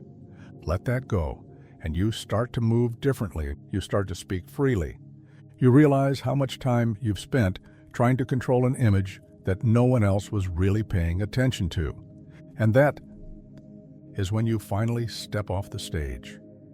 Reframing Trauma, when changing the story changes the damage. Not all wounds bleed. Some sit buried, wrapped in memory, replayed like film, over and over, always ending the same way. But here's the truth most people never hear. You can't change what happened, but you can change what it means. This is the psychology behind reframing trauma, the process of altering how we interpret past pain so it loses its grip on the present. It's not denial. It's not pretending it didn't matter. It's the act of reauthoring the narrative, so the memory no longer dictates your worth, your choices, your future. Trauma isn't just about what was done to you. It's about the story you tell yourself afterwards. I wasn't enough. I should have known better. I deserved it. These aren't facts, they're scripts. Scripts written in moments of vulnerability, then repeated so often they start to feel like identity. Reframing is the process of tearing up those pages, gently, painfully, and choosing new language. Not to erase the past, but to take back authorship of it. To shift from "this broke me" to "this shaped me." From "I failed" to "I survived." From "I was weak" to "I was in a system designed to keep me powerless." This psychological tool is powerful, healing, empowering. But like any tool, it can be misused. Because once you understand that meaning can be manipulated, it becomes clear how easily others can use your pain for their agenda. Toxic figures reframe trauma not to heal you, but to control how you carry it. You needed that to become stronger. If that hadn't happened, you wouldn't be who you are. You should be grateful for the lesson. What sounds like wisdom is often just an attempt to silence your anger, to shortcut your grief, to make your suffering convenient for someone else's comfort. Reframing trauma shouldn't come from outside, it must come from within. Because if someone else is telling you how to interpret your pain, they're not helping you process it. They're rewriting it for you. True reframing doesn't skip the dark parts. It walks through them slowly, deliberately, without flinching. It acknowledges the harm, the loss, the violation, and then asks, what do I want to do with this now? Not to make it disappear, but to keep it from dictating everything that comes after. Therapists use reframing to help survivors reclaim control, but manipulators use a twisted version of the same technique to keep people silent. If you talk about it, you're just being negative. If you're still hurt, you haven't forgiven. If you let go, you'll feel better. Sometimes they want you to reframe your trauma not to free you, but to forget how they caused it. That's why reframing is delicate. It's not about pretending the past didn't cut deep. It's about refusing to let the scar define who you are now. The wound remains, but the narrative shifts. It's no longer a sentence. It becomes a chapter, and not the whole story, but part of one you now have the power to keep writing. So when you revisit your pain, ask yourself, is this your voice telling the story, or someone else's speaking through the static? Because trauma that's never reframed becomes a cage, but trauma reframed on your own terms, that becomes a key. The broken record technique, when repetition becomes control. Not all manipulation is loud, some of it is quiet, steady, predictable, like water wearing down stone, not through force, but through persistence. This is the broken record technique, a psychological tactic built on repetition. It doesn't argue, it doesn't raise its voice. It simply says the same thing over and over, with calm conviction, until resistance begins to soften, not because the argument gets stronger, but because the listener gets tired. It works like this. Someone makes a request. You decline. They don't push harder, they just repeat it. Same words, same tone, no escalation, no compromise, again and again and again. Eventually, something starts to shift inside you, not because they've said anything new, but because their refusal to move makes you feel like you should. You begin to question your own resistance. Maybe it's not a big deal. Maybe they're right. Maybe it's easier to just say yes than to keep saying no. And that moment, when you trade your boundary for relief, is where the tactic wins. The power of this method is in its simplicity. It doesn't provoke, it wears down, and it's incredibly effective against people who value peace, who don't want conflict, who confuse calm repetition with reasonableness. Because it doesn't feel like pressure. It feels like insistence, like a steady request that must make sense if it's being delivered so consistently. You've probably seen it in everyday life. A child asking for candy in a store. I want it. No, I want it. I said no, I want it. Until the parent gives in, not because the request became more valid, but because the resistance became exhausting. Manipulators use this exact rhythm with adults, except now the candy is emotional labor, financial support, physical access, silence, forgiveness, and the repetition is quieter, more sophisticated. But the goal is the same. Wear you down without ever appearing aggressive. They say, I just need you to understand. I just want you to listen. I just want what's fair. They dress the demand in politeness. They keep their tone neutral. They don't change the sentence, just the setting. And over time, that sentence starts to sound like truth. Not because it is, but because it's been heard so many times. The broken record technique often flies under the radar because it doesn't feel manipulative. There's no shouting, no guilt-tripping, no threats. Just one phrase, repeated calmly until your mind begins to absorb it as the path of least resistance. It creates compliance by default. You say yes, not because you've changed your mind, but because you're tired of holding the line. And that exhaustion, the subtle erosion of your boundary, is exactly what the manipulator is counting on. The solution isn't to fight back harder, it's to recognize the tactic before it wears you down. To hold your line with just as much calm and repetition. I already answered, no thank you. This is my decision, said not once but as often as it takes, because repetition can be used to wear you down, or to hold you up. The difference is who owns the message. False urgency when they say act now, so you don't think later. There's a timer ticking in the background, a countdown clock, a flashing warning. A message in bold that says, hurry, limited time, going fast. And just like that, your brain switches from analysis to instinct. You don't consider the options, you don't weigh the value. You react because you think you're about to miss something. This is false urgency, the psychological manipulation of time to provoke action. It doesn't make a better case. It doesn't strengthen the offer. It simply makes you feel like you don't have time to decide. And when time disappears, so does logic. The tactic is everywhere. Flash sales, only 3 left. Act before midnight. Messages that claim you're the last to know or the last to have the chance to join. It's not persuasion. It's pressure. It's the manufactured fear of being too late. Because when people believe they're about to miss out, they stop asking questions. They rush. They comply. They say yes, not because they're convinced, but because they're afraid of regretting a no. And once you feel that rush, the decision is no longer yours. You've been nudged into a corner, made to feel like you're holding the very last key to a door that's about to close, even if the door was never real to begin with. Manipulators use false urgency not just to sell, but to control. In relationships, it sounds like, if you don't forgive me right now, we're done. If you don't decide tonight, I'll assume you don't care. If you don't prove yourself today, I'm walking away. Suddenly, you're not just reacting to the situation, you're reacting to a deadline, a made-up one, a trap disguised as an ultimatum. The pressure doesn't have to be loud. Sometimes it's subtle, an implied window closing, a tone of finality in their voice, a silence that says, you'd better act fast or this disappears. And your nervous system kicks in. Because urgency taps into survival. It triggers the fight-or-flight response. Your body responds to now, even if your mind would have said wait. The genius of false urgency is how it silences doubt. It overrides red flags. It blurs the warning signs in your gut and replaces them with one singular, manufactured fear.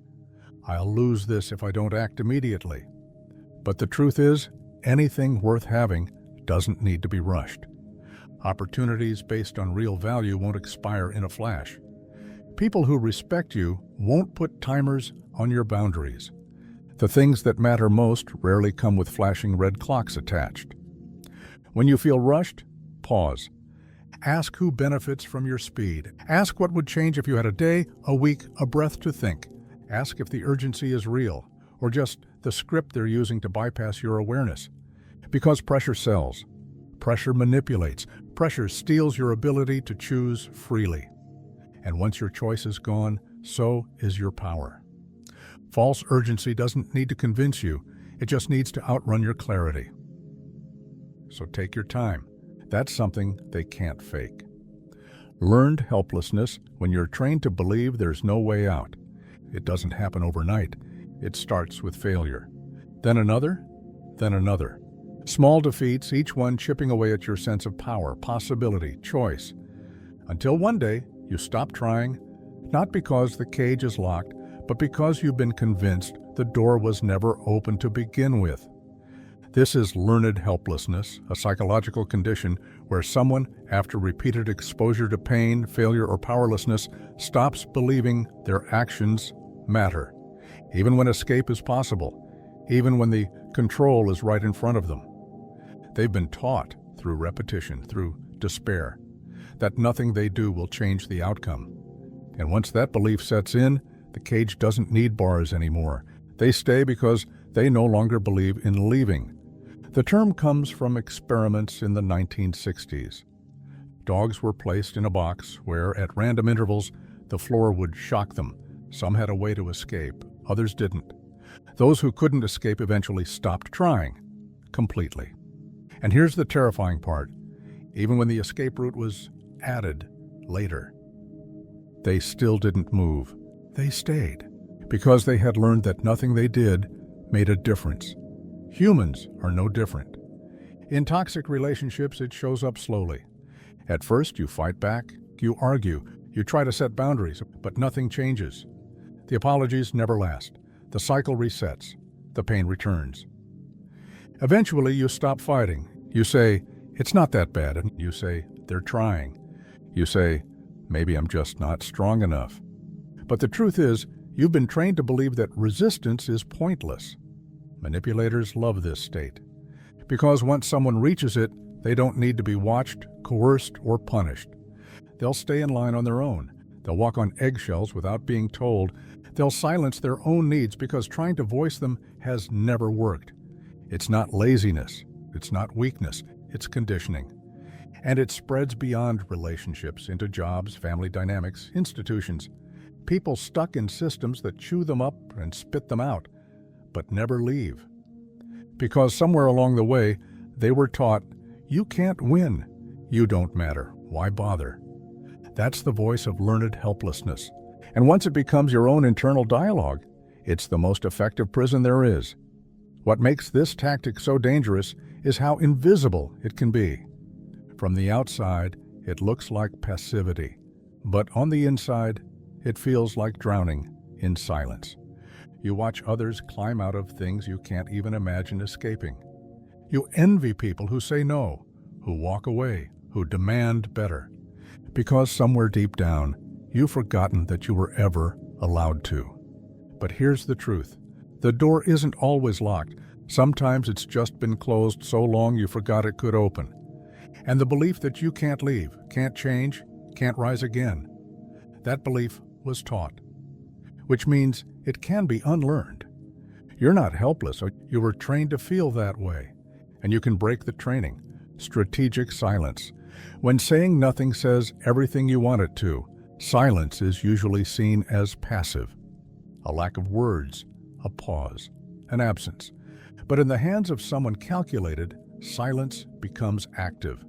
A tool, a weapon, a form of psychological pressure that doesn't shout, but still makes people squirm. This is strategic silence, the deliberate use of silence to create discomfort, provoke insecurity, or gain control in a situation. It works not because something was said, but because something wasn't. And the space left behind? Your mind fills it in with doubt, with guilt, with fear. Imagine sending a long, vulnerable message and receiving nothing in return. No reply, no reaction, just an open void. You check your phone, you reread what you wrote. You start questioning your tone, your words, your intentions. The silence speaks louder than any response, and it speaks in your own voice. That's the trick. Strategic silence doesn't need to be interpreted. It forces you to interpret it yourself.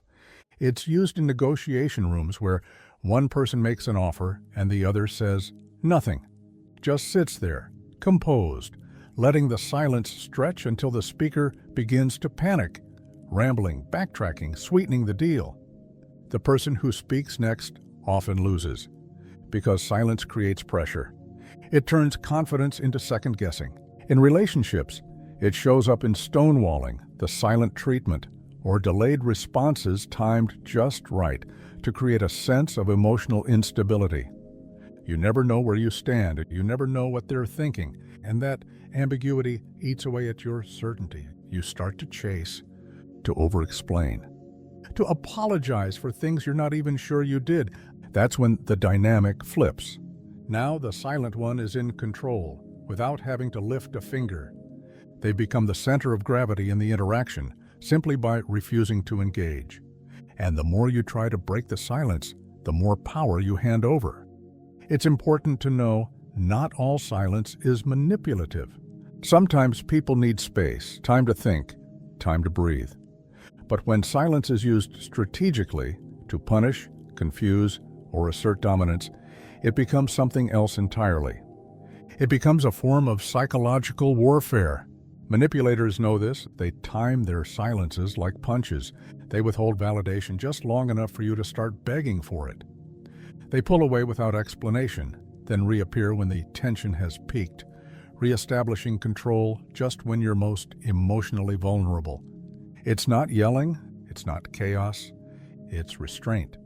And that's what makes it so effective, because it looks like self-control from the outside. But from the inside, it feels like abandonment. You can't argue with silence, you can't debate it. You can only sit with it, and that's exactly where the manipulator wants you, alone, uncertain, and reaching out for resolution. If you ever find yourself filling in the blanks of someone else's silence with your own anxiety, stop. That discomfort you feel, that's the point. It's not a void, it's a strategy, and when silence is used to create pressure, you don't owe it your voice. The Pygmalion Effect, when you shape someone's potential by believing it exists. There's a quiet kind of power that doesn't look like control. It doesn't come in the form of orders, pressure, or obvious manipulation. It looks like encouragement. It sounds like praise. It dresses itself in admiration and expectation, and it feels, for a while, like belief. But belief in the wrong hands isn't support. It's a sculpting tool. This is the Pygmalion Effect, a psychological phenomenon where higher expectations placed upon a person lead to improved performance. In other words, when you treat someone like they're intelligent, talented, capable, or special, even if they aren't or haven't proven it yet, something strange happens. They begin to rise. They begin to mold themselves into the shape of the expectation. The term comes from mythology. Pygmalion was a sculptor who carved the perfect woman out of ivory. He adored his creation so deeply, so obsessively, that it was brought to life. Not because it was real, but because his belief in it was. And in the modern world, we see this same mythology play out daily, only now the clay is psychological, and the sculptor might not even know they're holding the chisel. It starts innocently. You treat someone like they're extraordinary. You speak to them as if greatness is already a part of them, just beneath the surface, waiting to be accessed. And if you do it consistently, with conviction, with subtle cues and unspoken standards, they will often begin to embody what they think you see in them. They perform not for who they are, but for who they believe they are becoming through your eyes. And that's what makes this effect so powerful and so dangerous. Because once you understand that people's behavior can be shaped by how you treat them, it becomes incredibly easy to craft identities around them, to create pressure disguised as admiration, to control through belief, In schools, studies have shown that students randomly labeled as gifted began outperforming their peers, not because they were more capable, but because their teachers expected them to be. The teachers treated them differently. They were more patient. They gave more feedback. They assumed competence, and in return, competence began to appear. In relationships, this becomes even more intimate. Tell someone they're emotionally intelligent, and they'll start to handle conflict more calmly. Tell someone they're inspiring, and they'll begin to show up as the version of themselves that fits the compliment. But this change isn't always stable. It's not always healthy, because sometimes people don't rise. They perform. They put on the costume you handed them and act out the role you've cast them in, not because it fits, but because your belief is loud and their self-image is still whispering. The danger of the Pygmalion Effect isn't just that it can lift people up, it's that it can become a cage wrapped in gold. They start to fear letting you down. They begin to tie their value to your vision. They live not as who they are, but who they're supposed to be in your story. And if you stop believing, they break. Because when your identity is built on someone else's expectation, the removal of that expectation feels like collapse. Not only do you lose the role, you lose the sense of self that was tied to it. This is how people become addicted to approval, to admiration, to praise not as appreciation, but as fuel. The moment it's taken away, they shrink back into who they were before, or worse, someone less. Now take that effect and place it in the hands of someone manipulative. Imagine the person who uses high expectations not to lift someone but to own them. You're not like other people. I see something in you that no one else does. You're special, but only when you're with me. At first, it sounds like love, like belief, like being seen. But beneath it, something colder waits. Because this form of praise isn't free, it comes with strings. Strings that tie your identity to their approval, strings that make you afraid to fail in front of them, that make you perform loyalty, brilliance, beauty, potential, just to stay inside the story they built for you. And the moment you slip, the moment you act human, flawed, inconsistent, tired, you feel it. Their disappointment doesn't just hurt. It undoes you. Because if they stop seeing the best in you, what's left? The Pygmalion Effect shows us that belief is a powerful tool for growth. But it also shows us how fragile people become when that growth is tied to external vision rather than internal truth. The real question isn't, can belief shape behavior? We know it can. The real question is, who's holding the chisel, and are they sculpting something for your benefit or theirs? Covert contracts, the hidden price tag behind selflessness. On the surface, it looks like kindness. They show up when you didn't ask. They listen when no one else does. They offer to help, to fix, to sacrifice. Always quick with the no problem, the whatever you need, the quiet nod that says, I'm just here for you. But behind that calm generosity, there's a ledger being kept.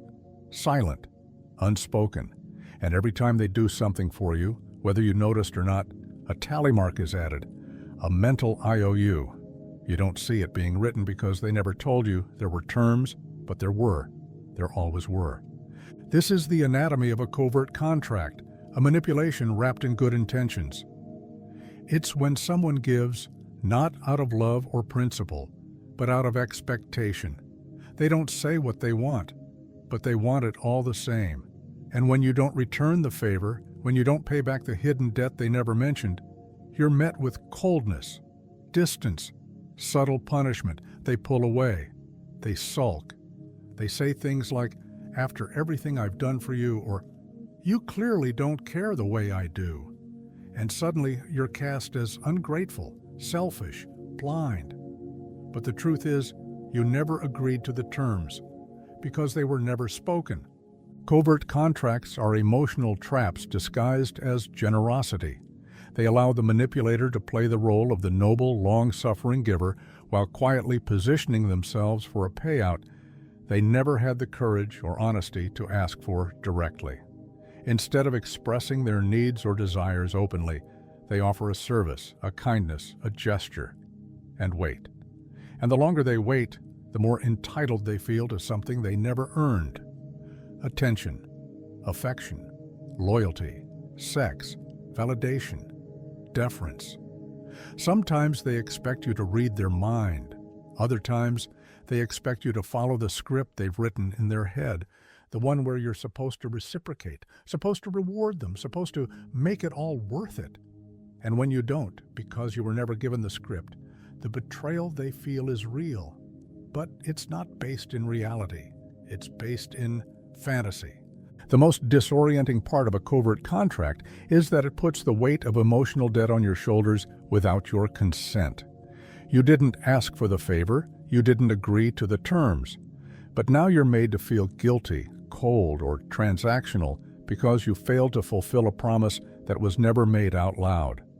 And because the person offering the favor seems so selfless, so helpful, so kind, it becomes almost impossible to call them out without looking like the one who is ungrateful. They get the moral high ground and the leverage, and you get a quiet, creeping pressure that feels like a relationship but functions like a deal you never signed.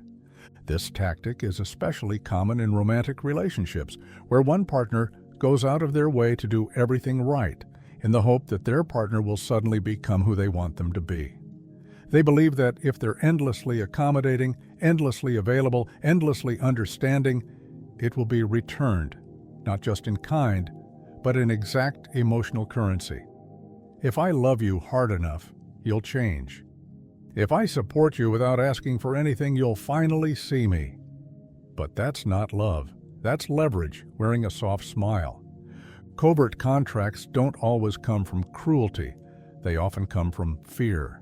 Fear of rejection, fear of asking directly, fear of seeming needy or selfish or weak. So instead of risking a no, they try to earn a yes by racking up invisible points. But the resentment that builds when the payoff doesn't come turns them into someone bitter, someone distant, someone quietly punishing you for not doing what they never had the courage to ask. And suddenly, what began as an act of care becomes a source of emotional tension, one you can't quite name but always feel. This dynamic becomes more dangerous the longer it goes unnoticed. Because when covert contracts stack up over time, they don't just lead to resentment, they lead to emotional implosions. One day, the person keeping score explodes, not with violence, but with confusion, sadness, anger that you don't understand. I did everything for you. You take me for granted. You never appreciate what I've sacrificed. But none of it feels real to you because it wasn't negotiated, wasn't spoken, wasn't mutual. You never saw the contract, they just expected you to honor it. The manipulator can now paint themselves as the victim, and you, if you dare to push back, become the villain in a story where all they ever did was give. This is the genius of covert contracts. They let someone weaponize their own silence. They never ask, so you never agree. And when you fail to deliver, they can safely say, "I never expected anything," all while acting like you've broken something sacred. What makes covert contracts so insidious is that they're socially reinforced. We're taught to see those who give without asking for anything in return as saints, martyrs, heroes. But real generosity comes with clarity. Real kindness comes with no strings. If someone can't express what they want or can't accept a no, then what they're doing isn't generous, it's strategic, it's silent manipulation. To break free from this dynamic, awareness is everything. Start by noticing the favors that feel too frequent, too perfect, too over-accommodating. Ask yourself whether the gesture is being used to create guilt. Ask whether there's a pattern of expectation disguised as virtue. And most importantly, remember this: you are not obligated to repay a debt that was never named. You are not cruel for failing to read someone else's silent hopes, and if someone is using selflessness as a way to get what they want without ever saying it, then they are not being generous.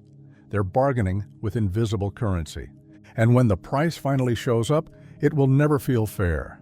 Paralysis, by analysis, when knowing more means doing nothing. There's a point where thinking stops being useful, where questions stop being curious and start becoming cages, where the brain, in its desperation to find the right answer, spins itself into stillness, frozen not by fear but by excess. Too many options, too many variables, too many what-ifs. This is the moment where information becomes noise and the pursuit of clarity becomes the cause of confusion. It's not stupidity that stops people from acting. It's too much thinking. It's drowning in possibilities, each one slightly better or slightly worse than the last, until every choice feels like a risk you're not prepared to take. This is paralysis by analysis, the psychological effect where overloading a person with data, options, or considerations causes them to freeze, hesitate, and ultimately do nothing. At its core, it's the illusion of control weaponized. The person believes that the more they know, the better their decision will be. That if they just research one more angle, calculate one more variable, wait for one more signal, the perfect path will reveal itself. But the perfect path never does. And so they stall, they loop, they stare at the map so long they forget they were supposed to move. What makes this tactic especially dangerous is how rational it feels. Paralysis by analysis doesn't look like manipulation. It looks like intelligence, like responsibility, like preparation. But the longer it goes on, the more it becomes clear. This isn't preparation, it's avoidance. And if someone else is feeding you the overload, piling on options, details, stats, and competing theories, they may not be helping you think clearly at all. They may be keeping you stuck on purpose. Because indecision is control, not the kind that forces your hand, but the kind that keeps your hand in your pocket while someone else quietly moves the pieces around you. If they can make you doubt yourself, if they can keep you endlessly comparing every option, if they can keep you afraid of making the wrong choice, they don't need to persuade you. They just need to delay you long enough to make the decision for you, or make you miss the opportunity entirely. You see this in business meetings, where a simple idea is buried under PowerPoint slides, graphs, and projections until the urgency evaporates. You see it in relationships where one partner says, "I just need time to think," then spends weeks, months, years in thought that never becomes action. You see it in everyday people trying to make life changes, stuck between workout plans, diet fads, productivity hacks, endlessly planning the perfect system they'll never start. Not because they don't want it, but because they've been taught to believe they must first become experts before they are allowed to begin. And behind that belief is fear. Fear of failure. Fear of regret. Fear of choosing something and later realizing they could have done better. But fear dressed as logic is still fear. And the more it's fed, the more it consumes. Manipulators know this. They weaponize information. They'll give you 10 options when you only needed 2. They'll flood you with resources and advice and things to consider, not to help you succeed, but to make sure you never leave the starting line. They know that an overwhelmed mind is a compliant one, because a person who can't choose doesn't act, and a person who doesn't act is easy to manage. This tactic is especially effective on high-functioning individuals. The overthinkers, the perfectionists, the ones who pride themselves on being informed. Those are the people most vulnerable to paralysis by analysis because their identity is built on making the right choice. And if you give them enough angles, enough context, enough pressure to avoid the wrong move, they'll implode under the weight of their own discernment. They won't recognize the trap, because the trap is made out of the very thing they trust most, information. And not all information is neutral. The more data you have, the more likely you are to imagine risks that don't exist. The more expert opinions you collect, the more aware you become of contradictions. The more time you spend comparing, the less time you spend living. And eventually, you start to believe that doing nothing is safer than doing something wrong. But inaction is not safety. Inaction is just slow surrender. Paralysis by analysis doesn't always look dramatic. Sometimes it's quiet. A missed call you never return, a text you keep drafting but don't send, an opportunity you tell yourself you're not ready for, even though, deep down, you know no one ever really is. It's the voice in your head that says, maybe tomorrow, just a little more time. I need to be sure. But certainty is a myth, and waiting for it is how people stay trapped. So, how do you know when you're thinking too much? Simple.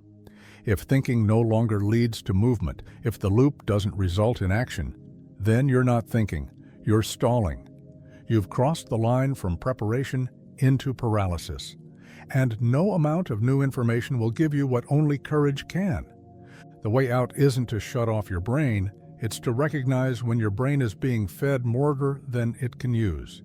It's to pause and ask, do I already know enough to take the next step? Am I using this information to get closer to a decision or to avoid making one entirely? Because the truth is, most of the time we don't need more data, we need less doubt. And doubt, once it turns obsessive, isn't a question. It's a cage. Weaponized insecurity. When someone learns what hurts you, then aims there on purpose. Everyone has a soft spot, a crack in the armor. Maybe it's something buried in childhood. Maybe it's the one flaw you can't quite unsee in the mirror, or a fear that creeps in late at night when you're finally alone with your thoughts. We carry these insecurities quietly. Some we know, some we don't. But one thing is certain, when someone else finds them and chooses to press instead of protect, things start to break in ways we don't immediately understand. This is weaponized insecurity. It's not a screaming match, it's not a blatant attack. It's subtle, calculated, intimate. It's psychological warfare disguised as a close relationship, friendship, partnership, mentorship, any connection that allows them close enough to learn the contours of your self-doubt. At first, it doesn't even look like manipulation. It looks like interest. They ask questions, they listen, they notice. They pay attention to what makes you flinch, what makes you over-explain, what topics you avoid, what compliments you struggle to accept. And slowly, they start to build a map, not of who you are at your best, but of where you break. And when the time comes, when control is slipping, when they want power back, when they need you small, that's when they use it. They'll make a joke, but it cuts too deep. They'll give a compliment, but it's always backhanded. They'll compare you to someone else, always just enough to make you feel a little less. And when you finally confront it, when you say, that hurt, or why would you say that? They act surprised. They laugh. They deny. You're too sensitive. I was just being honest. You know I didn't mean it like that. But they did. They always did. Because this isn't clumsiness, it's design. They're not slipping up, they're slipping in. Planting small seeds of doubt, so you start doing the work for them. You become self-conscious, you second-guess. You start adjusting yourself in their presence, more agreeable, less confident, more apologetic. Anything to avoid triggering another micro-attack. What makes weaponized insecurity so effective is how it's tailored. This isn't a one-size-fits-all insult, it's bespoke, personal. A person can walk into a crowded room and make everyone feel great, except the one person they want under their thumb, because they know exactly what words to use, and more importantly, when to say nothing at all. Silence becomes a tool too. They don't have to say you're unattractive, they just stop noticing. They don't have to call you stupid. They just stop asking your opinion. They don't have to insult your work. They just stop praising it when they used to.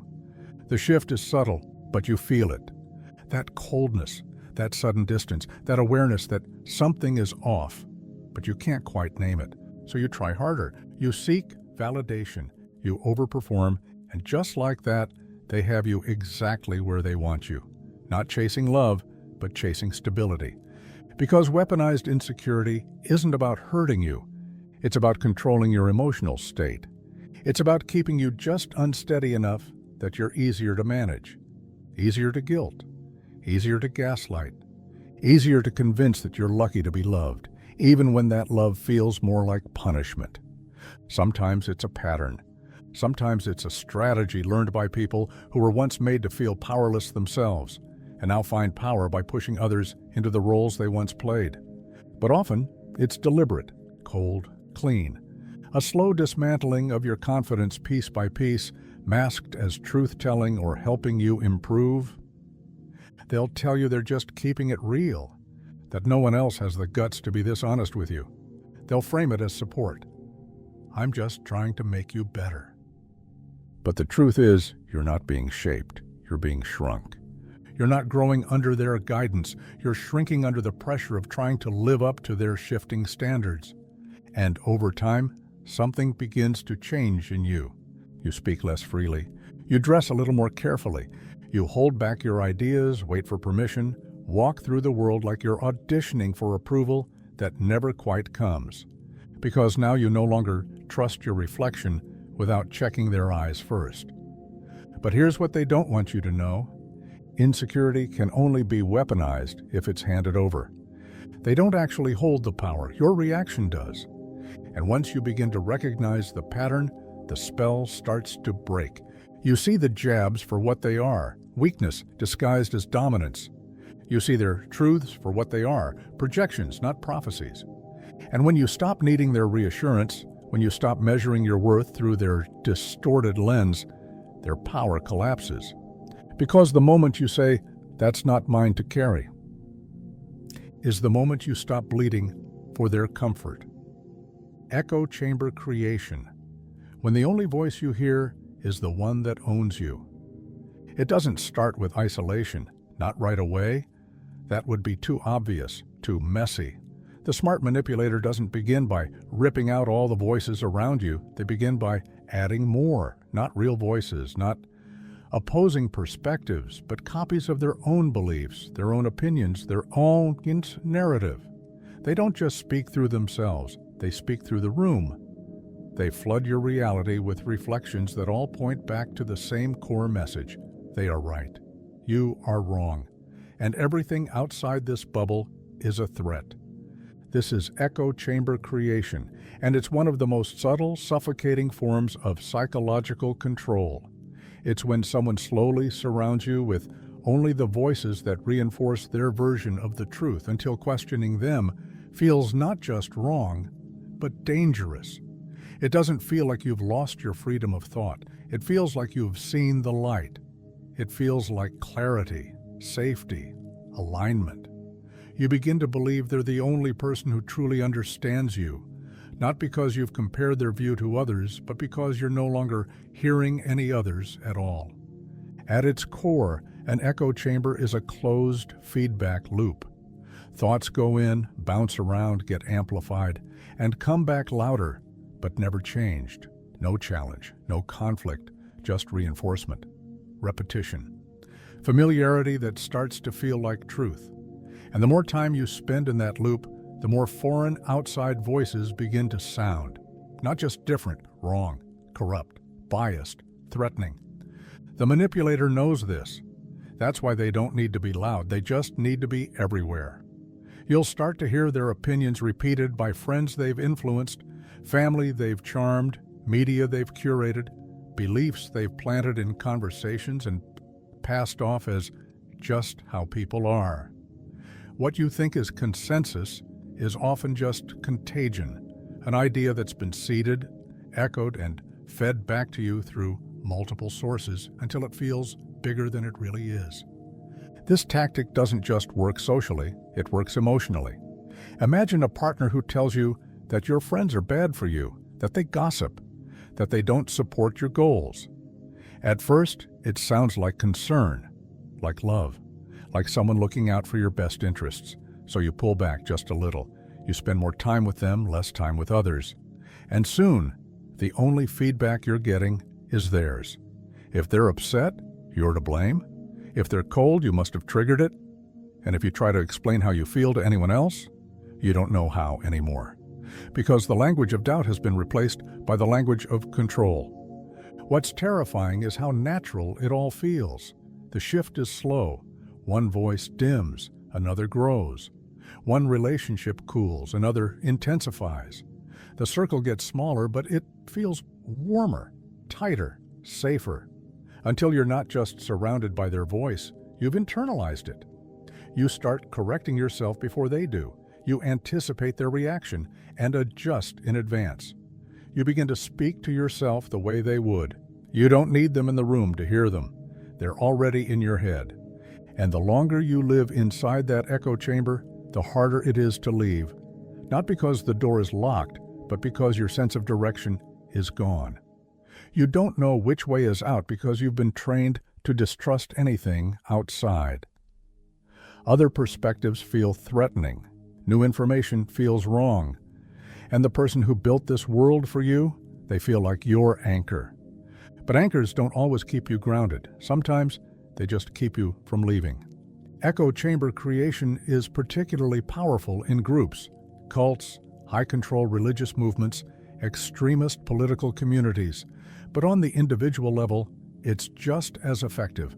A single person can build an entire psychological chamber around you if they have time, access, and your trust. And once it's built, they don't need to monitor you constantly. You'll monitor yourself. You'll filter your own thinking to match the group or the one who built it. One of the hardest parts of escaping an echo chamber is how personal the betrayal feels.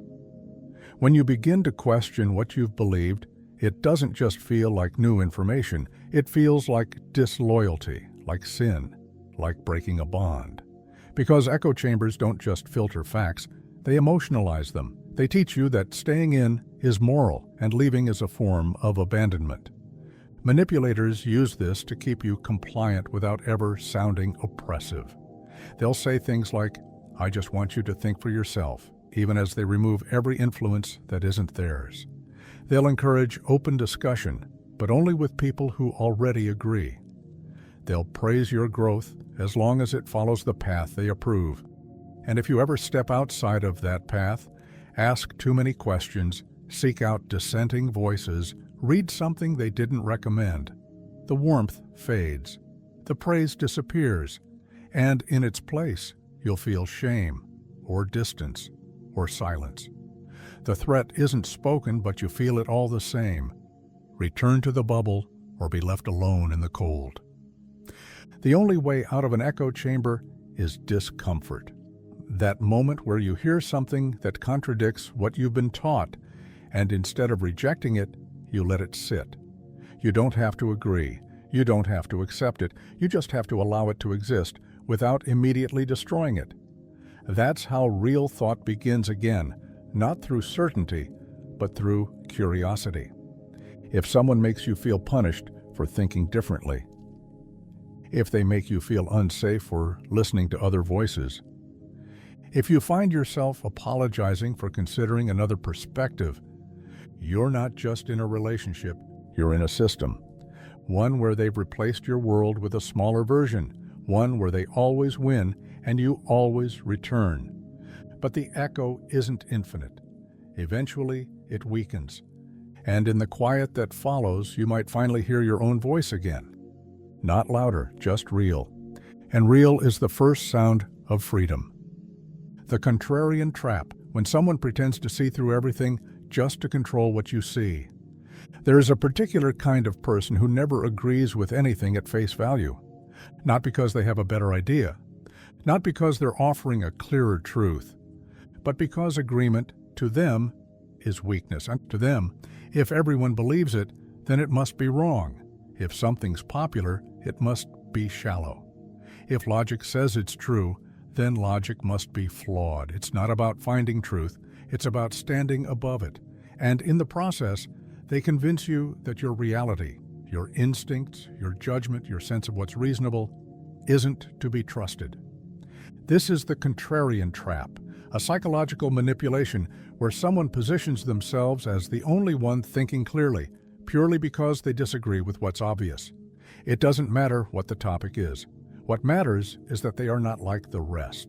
And the more certainty you have, the more they work to dissolve it, slowly, intellectually, and always with that smug tone of someone who thinks they're seeing through the matrix. It doesn't come in the form of rage or control. It comes cloaked in intelligence. They'll start with something simple, an idea you hold, a belief you express, a truth you're certain of. And they'll question it, not with curiosity, but with condescension. Oh, that's what everyone thinks. That's just surface-level understanding. I used to believe that too, before I started thinking for myself. Suddenly, you're no longer debating facts. You're defending your ability to think. You're not just being challenged, you're being made to feel basic, naive, programmed. Because the contrarian's weapon isn't logic, it's superiority. The goal isn't to change your mind, it's to destabilize your confidence in having a mind of your own. And once they do that, once you begin to hesitate before speaking, once you start second-guessing your thoughts, not because they're wrong, but because you're afraid they'll mock you for being obvious, they've already won. Contrarian manipulators thrive on intellectual intimidation.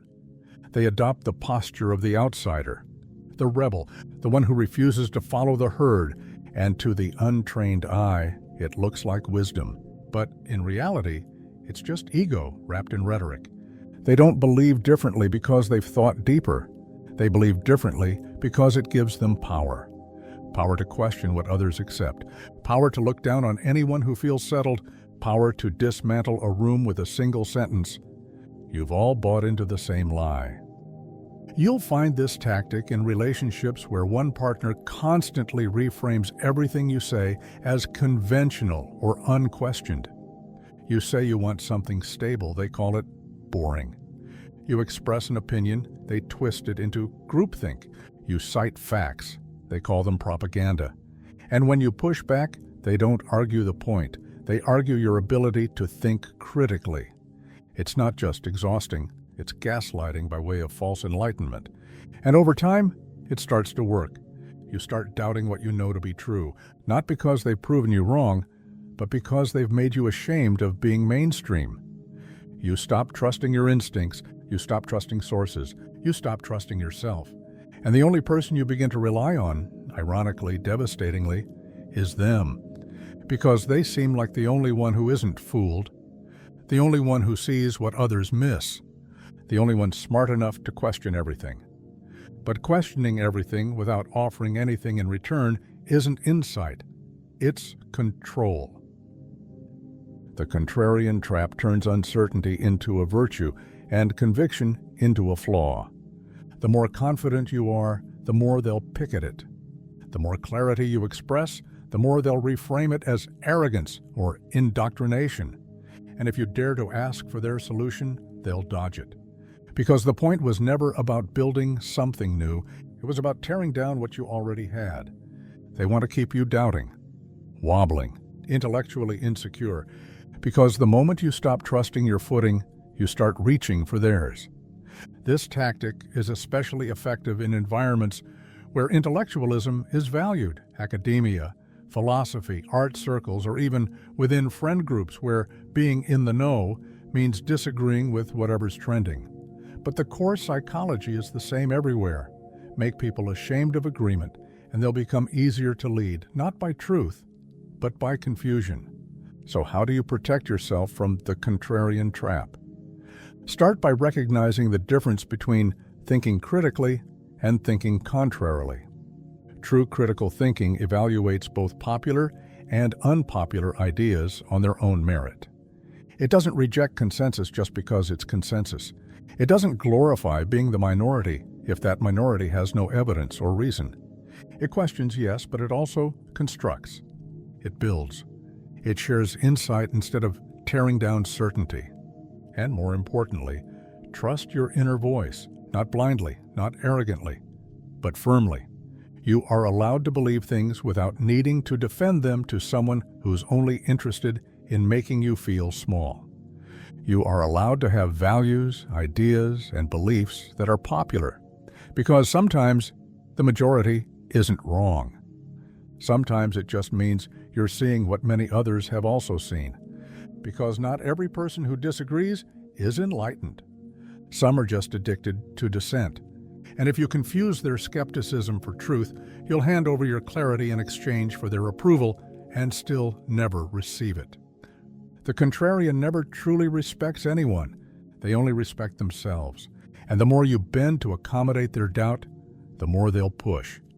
Not because they want answers, but because they want to remind you that they're smarter than you for not believing in anything at all.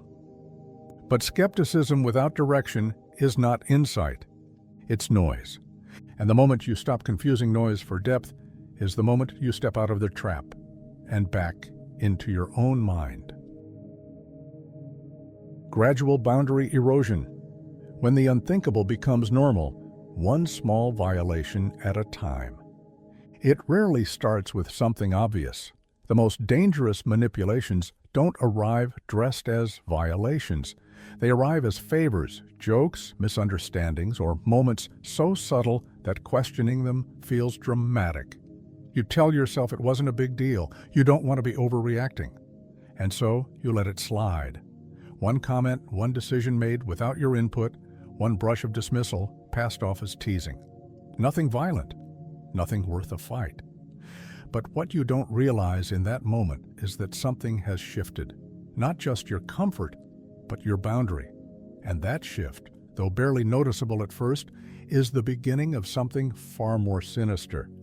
This is gradual boundary erosion, a manipulation technique where limits are not broken in one dramatic moment, but are pushed slowly, methodically, until the person on the receiving end no longer knows where their line even was to begin with. It works not by breaking walls, but by inching past them until the invader is inside, and you're the one apologizing for leaving the door unlocked. The manipulator doesn't start with control. They start with charm. They learn your boundaries by observing how you defend them. They learn what makes you hesitate, what you'll excuse, what you'll laugh off, even when it stings. They don't push too hard at first, just enough to see where you give.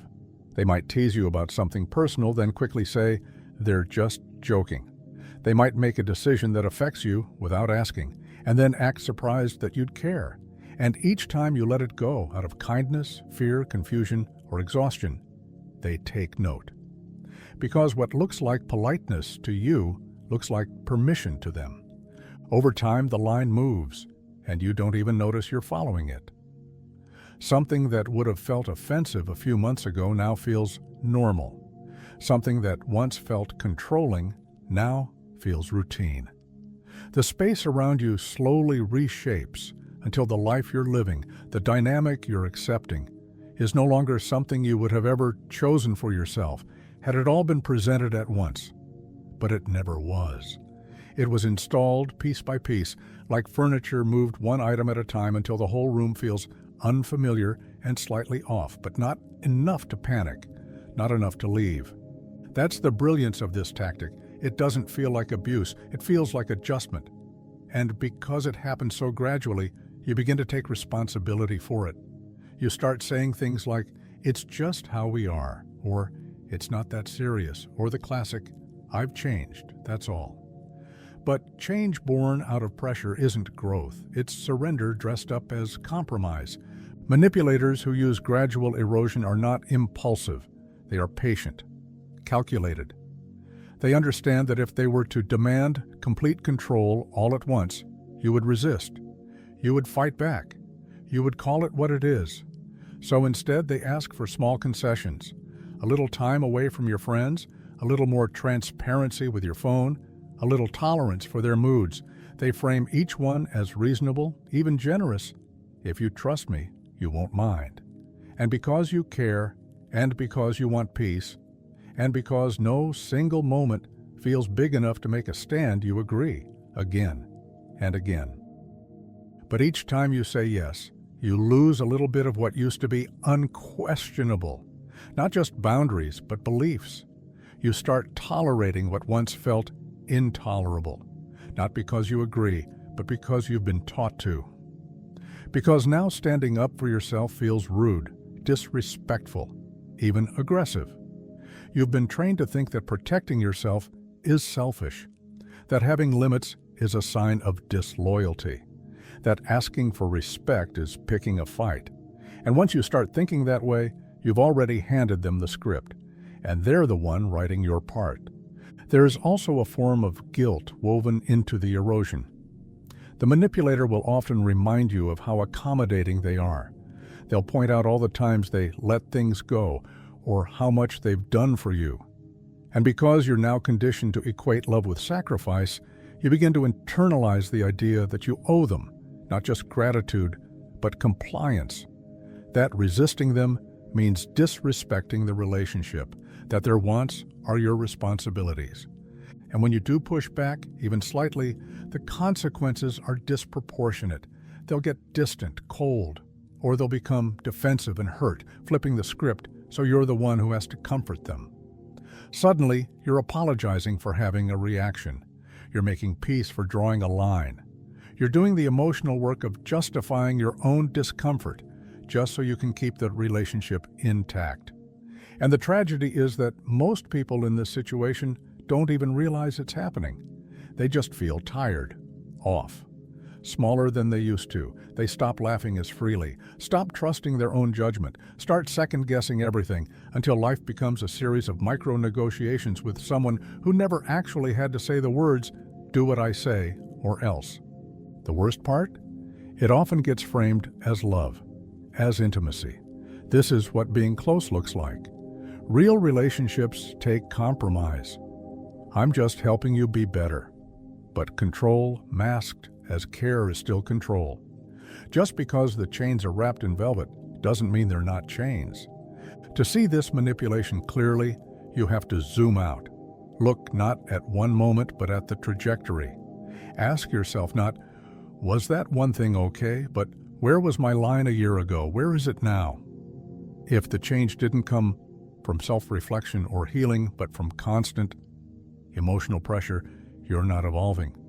You're being reshaped by someone who benefits from your silence.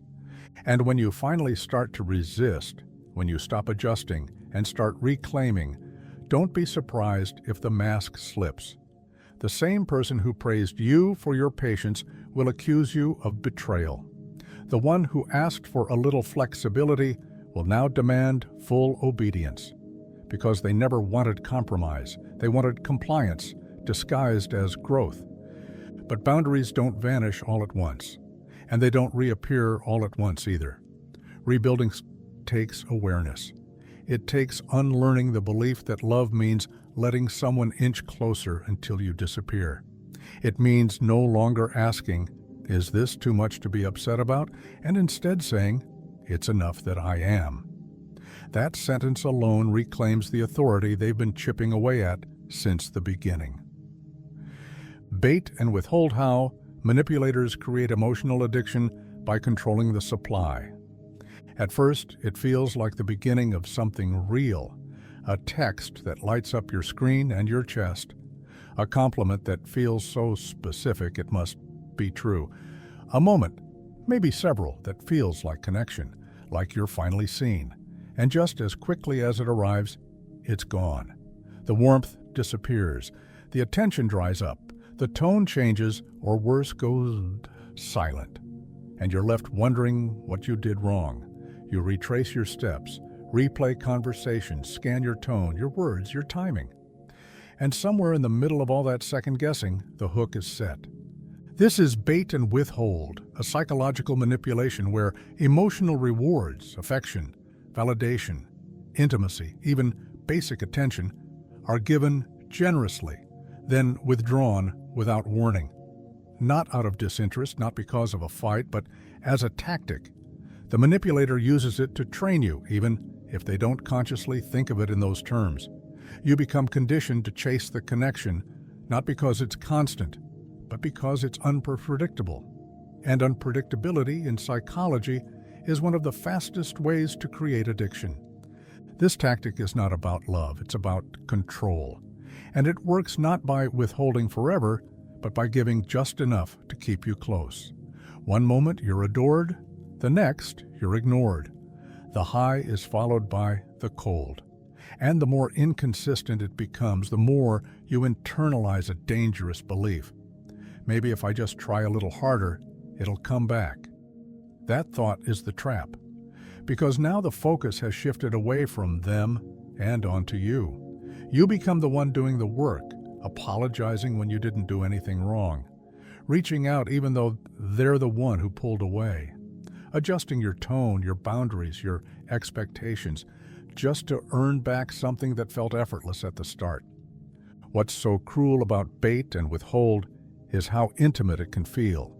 The bait is never generic. It's tailored.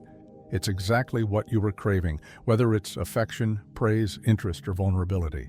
They figure out what makes you feel special, safe, desired, and they give you a perfect dose of it, just enough to activate hope. And when it's removed, the absence is louder than the presence ever was.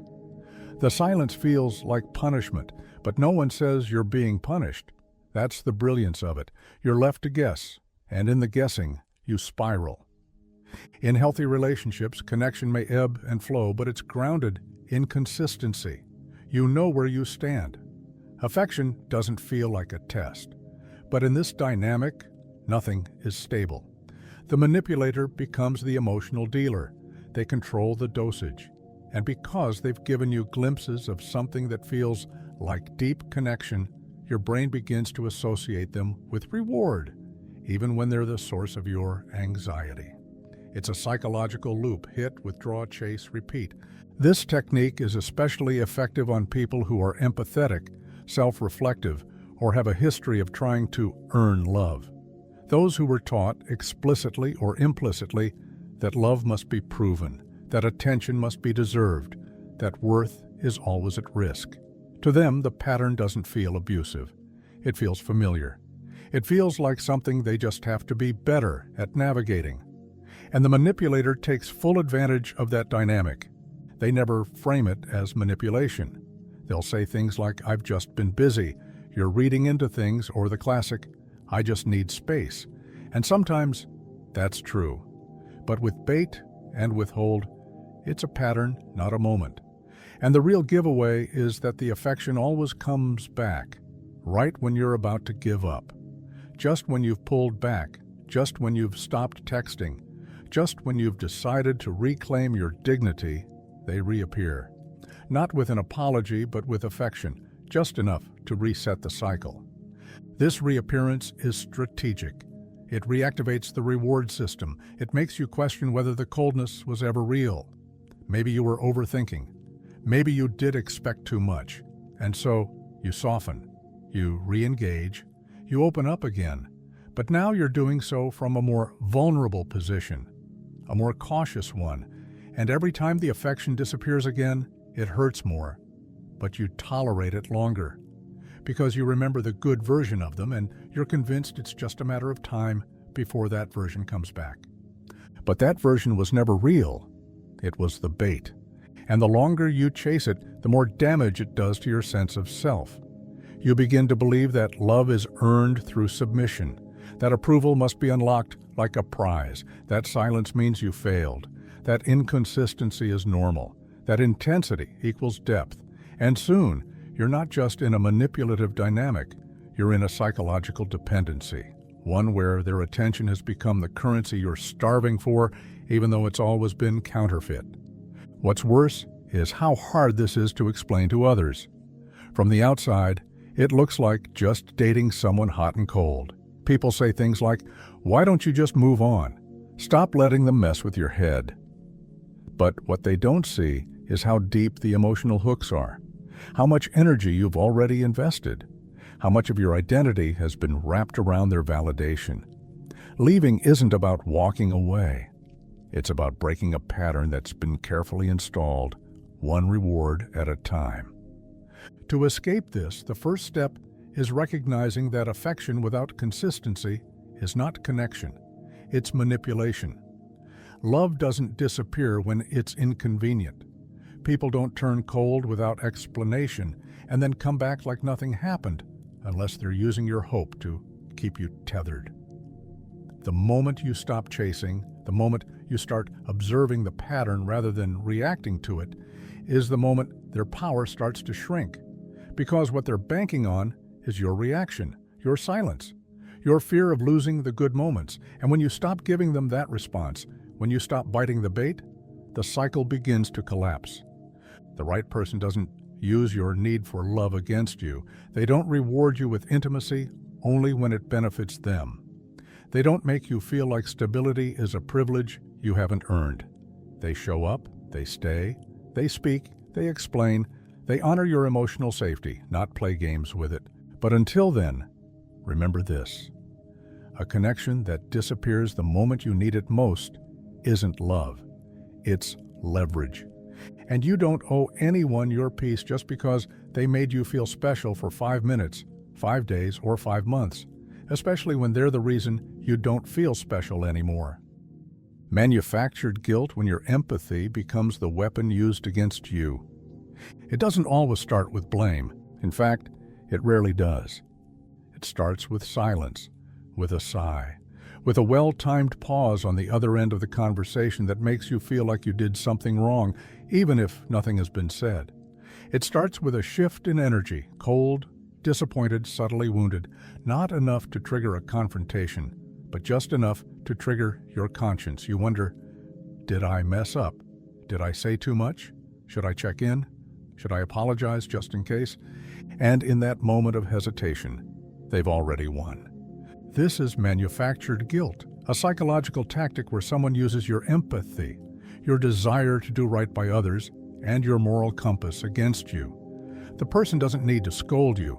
They don't need to accuse you outright. They just need to let you assume responsibility for their emotional state.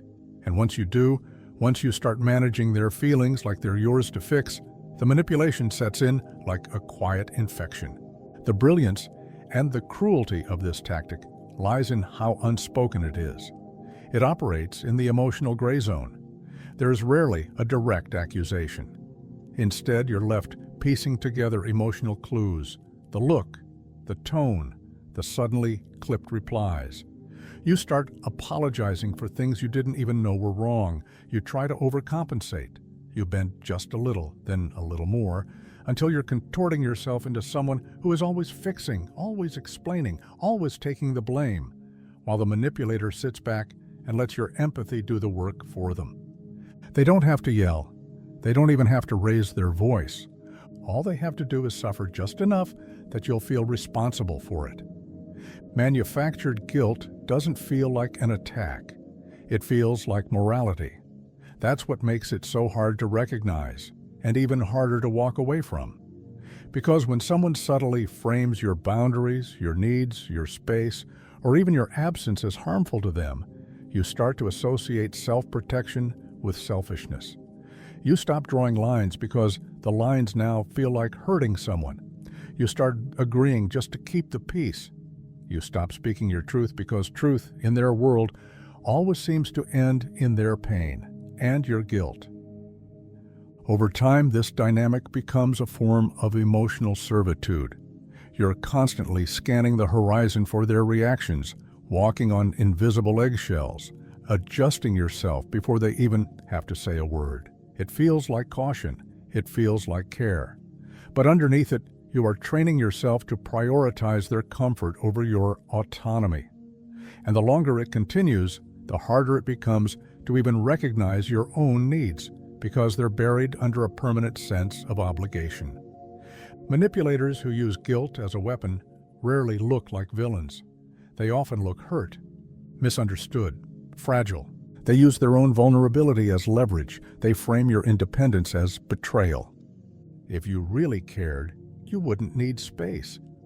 If I mattered, you wouldn't have said that, so if I hurt you, why are you doing this to me?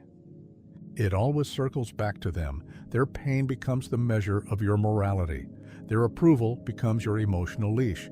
And worst of all, it works. Especially on people who are kind.